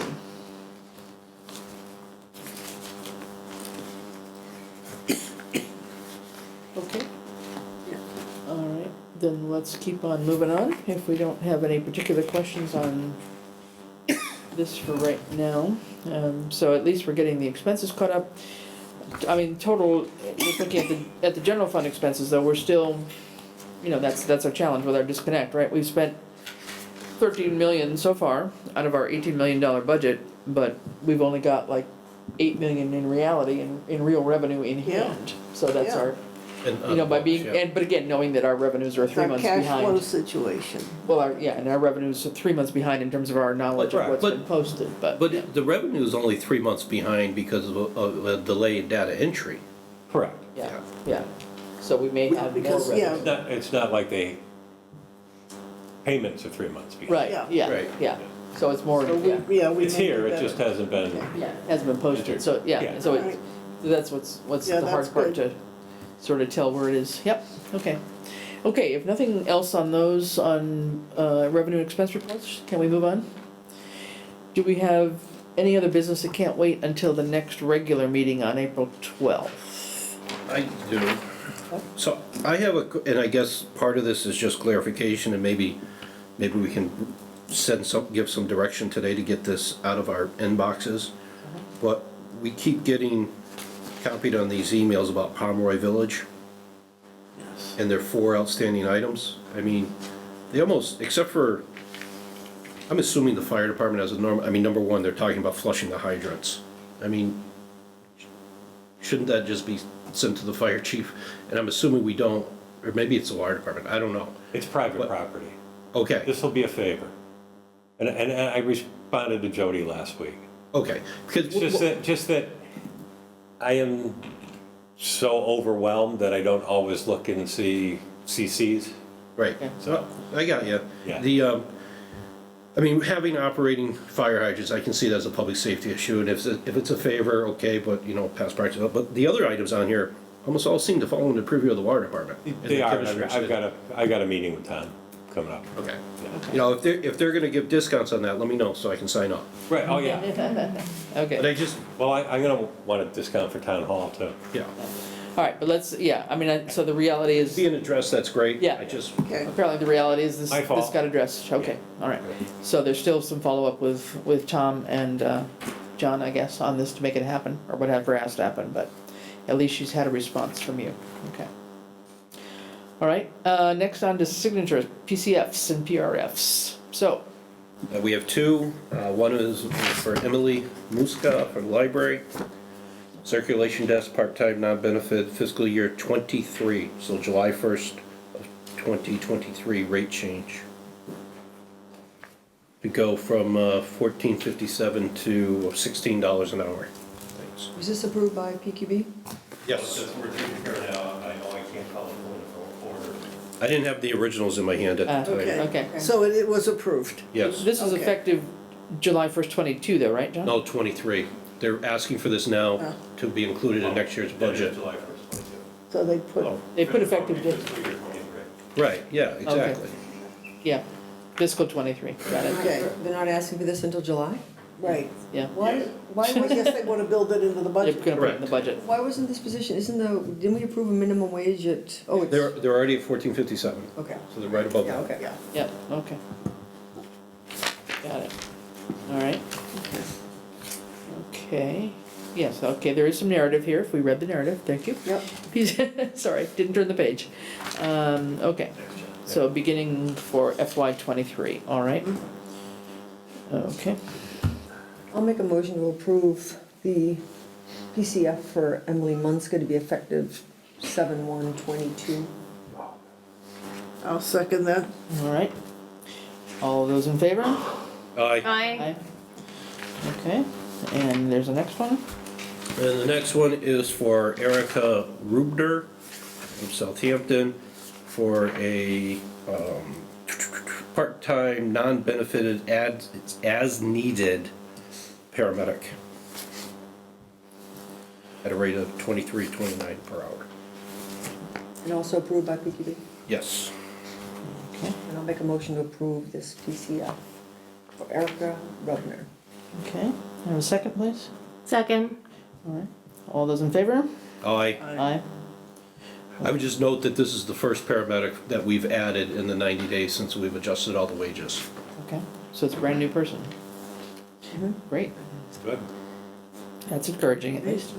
All right, and so then, Now if we can just get them scheduled yeah, right. Outside the board's authority. And is there, back on the librarian one, so this is a person who already exists, right? Correct. So they're- Yep. What, I'm confused, why did we need the job description? It was just information? Out of an abundance of caution, they sent everything they Right. had. Okay, I was wondering if there was something else we had to act on there. Nope. Okay, They're very thorough. all right, that's great. Glad, We have some departments that are extremely thorough and probably send too much, and then we have some that yeah. are the other way, so. Now, you were supposed to receive one at PQB for Concom, did you? We did. Okay, It was returned. okay. Yeah, this was a PRF or something? Yes, Yeah. because it went back to the chair with instructions that you have to submit the job description. They submitted job descriptions for many other communities, but not the one here or the summary that was going to be posted. So we had nothing before us to act upon, at least in our packet. We had the form. So you need them to create a job summary for the That's- Southampton Conservation Agent. Right, the one-page summary that's going to be posted Oh, yes. with the job description, that's what we approve. Yeah, Yep. okay, all right, But you had to score the position first, no? Or no? We didn't have it before us. They So we would have to have Oh, they that didn't- job. they didn't We read had that. other jurisdictions' job descriptions. okay. Yeah. Okay, maybe it got lost in the shuffle, because I know she was working on it, for sure. Yeah, I'll connect with her about Check it. in with that, okay. Okay, any licenses, permits? Seem to be none. We have a bunch of warrants, my goodness. do. Whew. This is, because we didn't do them last time. Yeah. They weren't there, so. Yeah, right. All right. We did them last time.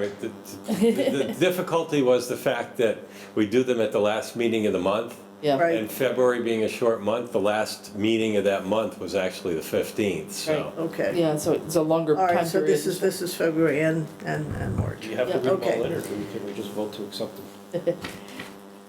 I just have a Read couple. them in. I have a couple Okay. Couple So questions on 'em. P 22-34 payroll warrant, $285,076.77.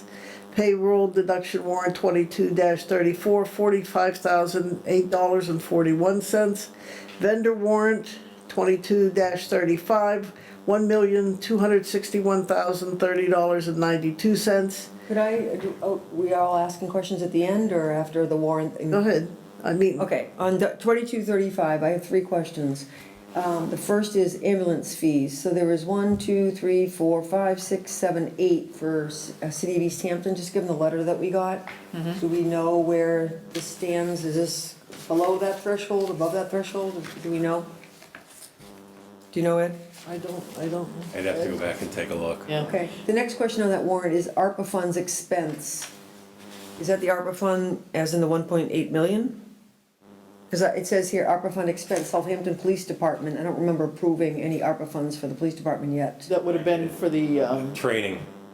either, We had a part-time officer taking some stuff and it was eligible, so I told Ian to just charge it to that and I'll put in an application for it. I was gonna say it was maybe somebody for the vaccine clinic, but no, it wasn't, huh? Okay. No, Okay, I don't think so. So, okay. yeah. Let me take a look at it and just. And then the make sure. diagnostics would have been our kits, right? Yeah, I thought all the vaccines were covered under CARES. No. No? Okay, it says Southampton Police Department. I mean, so that's not the police for the clinic? That was on the warrant from last time? Only $216, so it made me think that it might be. That's a detail. That's a detail for the clinic. That's what I would have thought. I take it back, yeah. Not training. I think it would be a It isn't, detail. it isn't training. And that we That- approved that's a that with detail. the clinic. Yeah. Yeah. We just have to document it. That's part of what Kate's got to document. The last one was the hazard mitigation grant. I just wanted, is that something that we're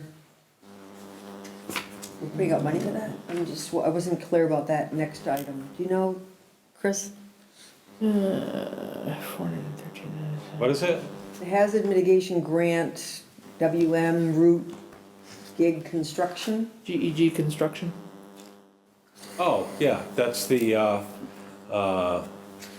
water main. Oh, okay, Down here. okay. All right, those are my only questions. Thank you. You're welcome. Okay, Francine, go ahead. We'll come back with other questions. All right, so payroll warrant 22-36, $279,782.57. Payroll deduction 2236, $43,935.59. Vendor warrant 22-37 for $98,852.63.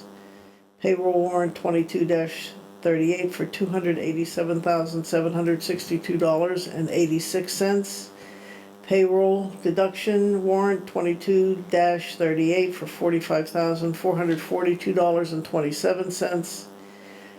Vendor warrant 22-39 for $306,992.09. And an adjustment vendor payable warrant 22-39A, $55,686.48. Okay, I've got a couple questions, if anybody. Just, Yep, go just ahead. a Rainey's question about the ambulance. If I go back to the expense report that we have, we spent $11,700, which works out at $300 a pop 39 times.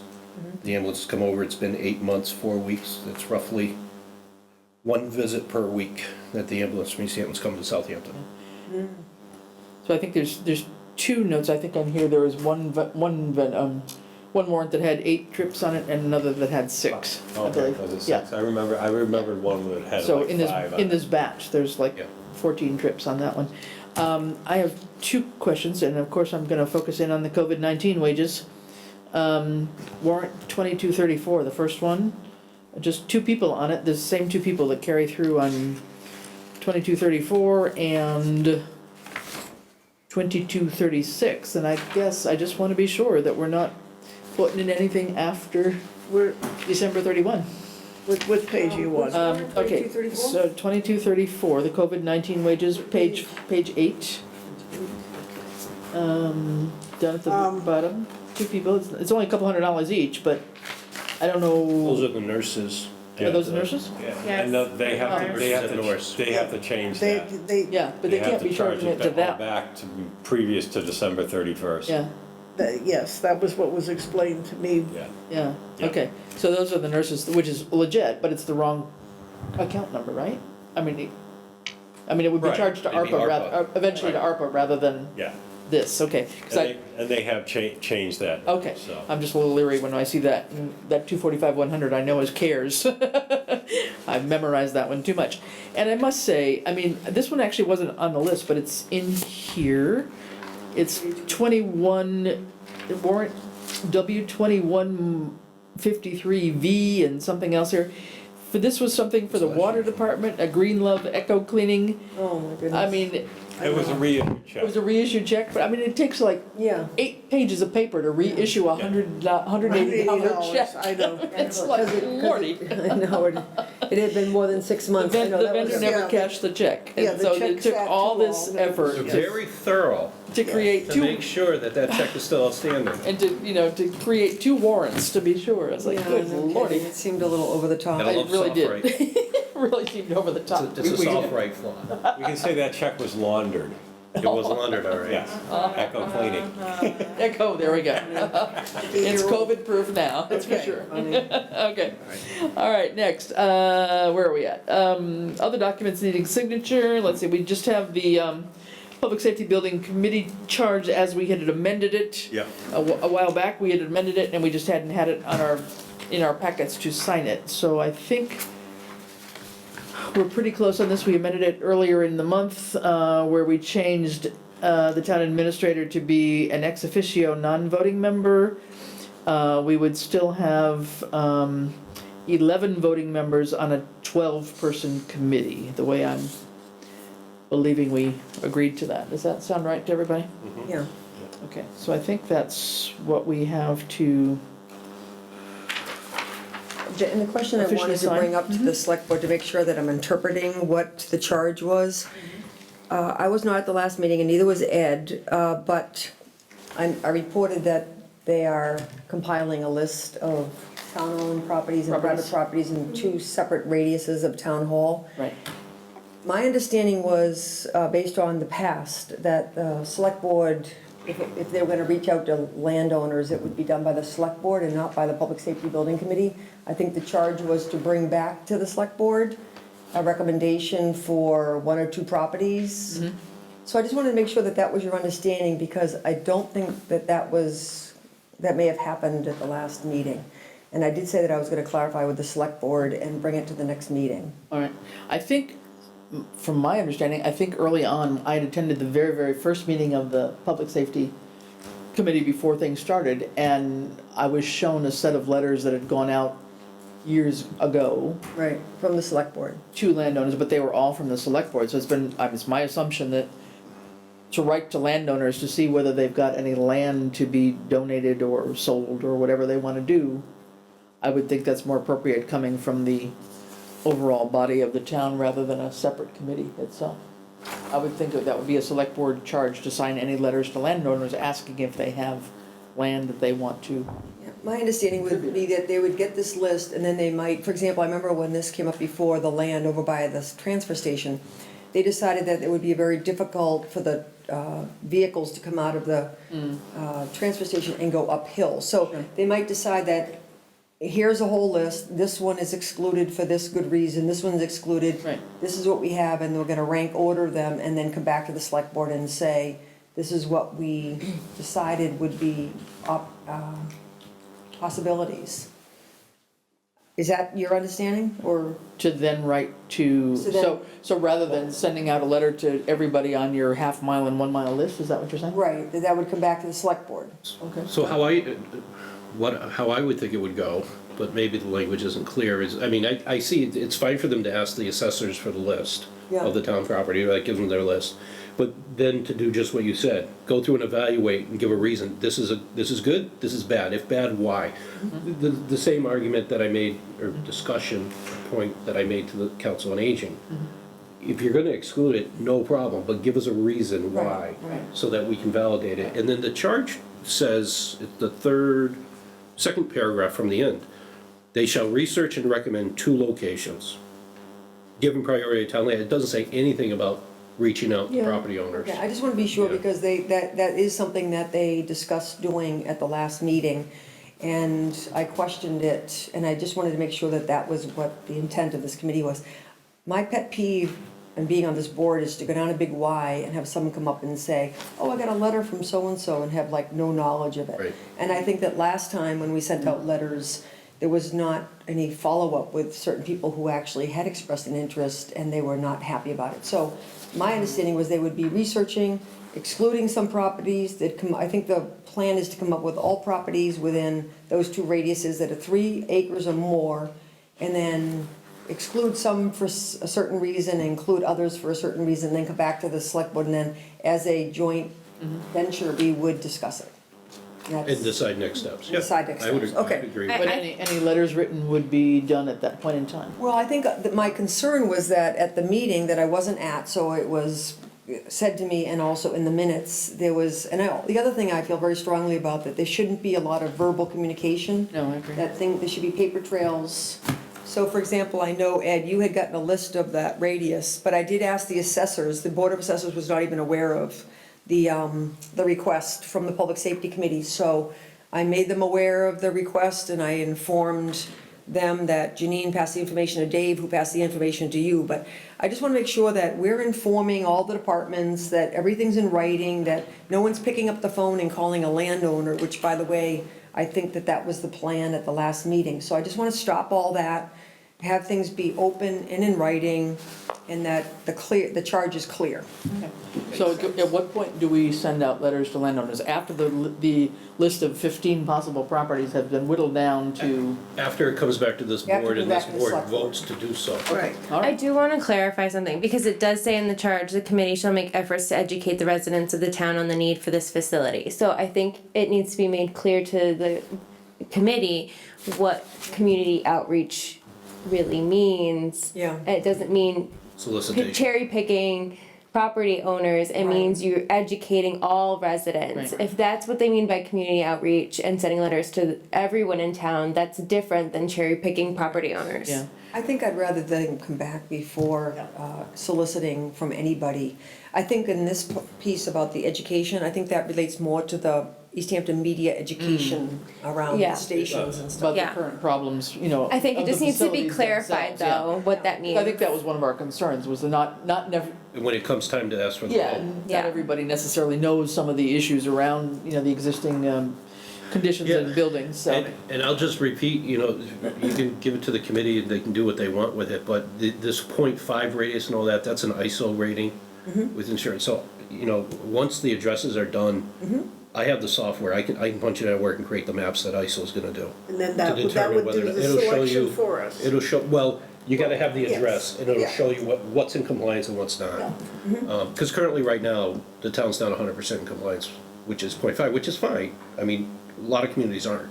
Right. It's just how much do you shift So is that? this our municipal insurance that requires to be within It's, that? each municipality has an ISO rating Right. that then corresponds to your homeowner's insurance. Right, and that was a lot of the discussion at the last meeting, I understand. It had to do with structure, type of structure of the building, distance from fire hydrants. There's a whole group of things that go into that rating. Yeah, and they come in and actually look at it with the building inspector like every 4 or 5 years, I think it And they is. recertify the number. Yeah. Right. Yeah. Yeah, I think our number, I think John told me our number was 2015 or 2016 was the last time. Been a while. Because he has to maintain, yeah, but Yeah. it's typical. Yeah, Yeah. okay, okay. Okay, All right, well, thank so you is for this- clarifying that. Clarity enough? And I want to clarify the charge because the pieces that were changed by the motion Yep. is change town administrator who shall be an ex officio non-voting member. Right, And, which made it a 12 instead of an 11, but 11 are voting members. Right. And then that clause right after it was part of that motion too. Nothing in this charge shall prevent or require the select board to enforce the membership. It may act in the best interest of the town as applicants come forward. right, that was, I think that was John's motion Yeah. at some point, yeah. And I don't know if, do we have the hard copy to sign? Because we've got a couple crossouts, which may not be in Yeah, hard well, copy. that's because of my poor eyesight. Oh, okay. I blew it up. Okay. But fortunately, they're all on page 1, so when you sign on page 2, There you go, I can you can put a change new that. page 1 on it. Perfect. Great. Sounds good, all right. Okay, so I think with that, is that Would good just enough for you? based on the, Yeah, thank you. based on the feedback from the last meeting that was in the minutes, who's the chair of that committee? Did they elect one? Sarah Stein. No? So maybe should the TA reach out to the chair and just have clarifying verbal conversation on what we just discussed here and clarifying the charge? I'll be happy to do that. No soliciting. Yeah, I think that's a Yeah, great, that'd be great fine. idea, thank you. yeah, You will no, be excommunicado from the committee if you solicit. well, yeah, no. Well, and again, we've got a bunch I of new think that'll people. be very helpful. She's Yeah, a new she's- chair, and I think that they're she's, new. Yeah, She's trying hard and Yeah. yeah. Yeah. trying to figure it out. so. Right. Wants to do a good job, and she was the one that actually that questioned, well, maybe she offered to reach out, and I just want to be clear that that's not where, as far as we want them to go. Okay, all right, sounds good. Alrighty, no minutes to approve, a few pending items. I know you're gonna walk over to, Mr. Hill pretty soon and see if we can get something on the old town hall, a quote, so we can do some repairs on the old town hall tomorrow morning. I asked you to remind me I will. tomorrow morning, and I would try to come up for air for 10 minutes I and will. give them a call. Yeah, I will. All right, and then I think we agreed last time, we didn't have any more to say really about the audit process until we went to town meeting and had some money? Is that what we agreed on, or Or no? May 1st when we can transfer. Right. Or we can transfer, yeah, whatever. Or say it's loss of revenue, ARPA, Right. for the difference. Oh, my. Can I ask? Did you get a firm, I thought 2 weeks ago, You did. things happened so quickly. Yeah, Did you get a chance to follow up on that? I have not. Okay. Ask a question. I don't know would know this, but I know people that have gotten a $500 check from the state for ARPA funds. I know one of our employees that So, actually said they did today. I think one of the things that is on the ARPA application verifies that this does not duplicate any other funding from the state or federal government. So I just want to raise that because I know we're probably going to get an application for premium pay, and I just wonder if we need to think about that. The one Does the committee as a one whole- individual I know of that has actually said that they got one made less than $10,000 here last year. I was gonna say, does the committee as a whole know the parameters in which the governor sent that money out? I have a handout about There's a it. handout, yeah, something came out. Yeah, I just read we can- it. And there's a second wave. Yeah. But the person that I know that got made more than $10,000, that's for sure. It was based on their tax return. Right. Yeah, okay. Might want to find out who their accountant is. Yeah, there you go. Okay, a couple more. Clearwater Woodland Boundary, do we have any reaction from the Beagle Club yet? Have we managed to check in with them about whether they like this notion of the No, license I have agreement? not had a chance to check. All right, so they're, I think we've talked about a couple other things. The East Street, well, charter building, I mean, that's just, there, as usual. Or the Green Community Grant. You talked about the tip proposal already, I think? Excuse me, Yep. on the Green Community Grant, is that the where we can show the savings in Yeah, the lights? 136,000 or something, lights, yep. but- Yeah, so that would be if we. Where are we on closing that out? Or Yeah. doing something, specifically is the school because the school project's in that. Yeah. Counted it, Is that going to move forward? basically, when the energy consultant gets back to me with all that information, then we submit it to Green Communities, and they actually approve the projects. So we're waiting on the, but is there, because I thought there was more than just, I thought the school was a piece of it, but not the whole thing. It's not the whole thing. Right, so Yeah. specifically within the school, are you waiting for that consultant to get you anything? Or you're waiting Correct. for other pieces to come together? Other pieces also, yes. So is He's there- doing one on the highway garage, the library, and here. Okay, Yeah. all right. So So, there's some new projects for the community grant, for the green, green Yes. community grant that you've got in mind. I just want to make sure that there's nothing over on the school side that's holding up this process. No. Thank Not you. at all. Okay. Okay. And what is the deadline for the submission? There is no deadline. Okay, It's a rolling okay. thing. Well, we definitely don't want to lose. And we have to show a certain amount, right, of savings on this in order to keep Right. on. After we use up our $138,000 and then want more, that's when we have to apply, and there'll be deadlines. Okay, all right. Let's see, what else? Memorial Day. Memorial Day, yep, we think that's gonna happen, we'll hear more about that probably as we hear from the folks at the Legion, if they're gonna, I heard that it is definitely Yeah, on from okay. the Yeah, source. so we'll be I hearing talked more with about. Mark, and he said it's definitely on. It'll be a small, Okay, smaller than yeah, all right, normal, but it Is would Mark be the Mark American Nichols. Legion? Yes. Mark Yeah. Nichols, yeah, Yeah, and then I'll just let the select board know that I've also been contacted by the Lions Club, who, if you have noticed, has paid a contractor to sandblast and sand the gazebo and to refurbish it, which they really don't have to do. It's their responsibility, but they're doing that. And they would like to be able to tie into the Memorial Day celebration, and after the cemetery and after what is done on the island out there, they'd like to have a little rededication ceremony for the fallen lions for the gazebo. That's oh, okay, nice idea, all right. All right, future ARPA funds allocation, I think that was a discussion, John brought up the issue about maybe talking about OPEB at some point in time. Oh, yeah, I'm all So for it. we talked about, it's something we have to figure out how we can address and bring forward. Couple other items that I just want to remind ourselves on. We had talked about also doing something with the cannabis funds coming in and training. These are ones that I'm just reminding myself of these. And then maybe Easthampton Media is coming back with a proposal for us after that last Yes. presentation. They are. So those are a couple more things that are kind of out there that aren't really before us yet, but we need to.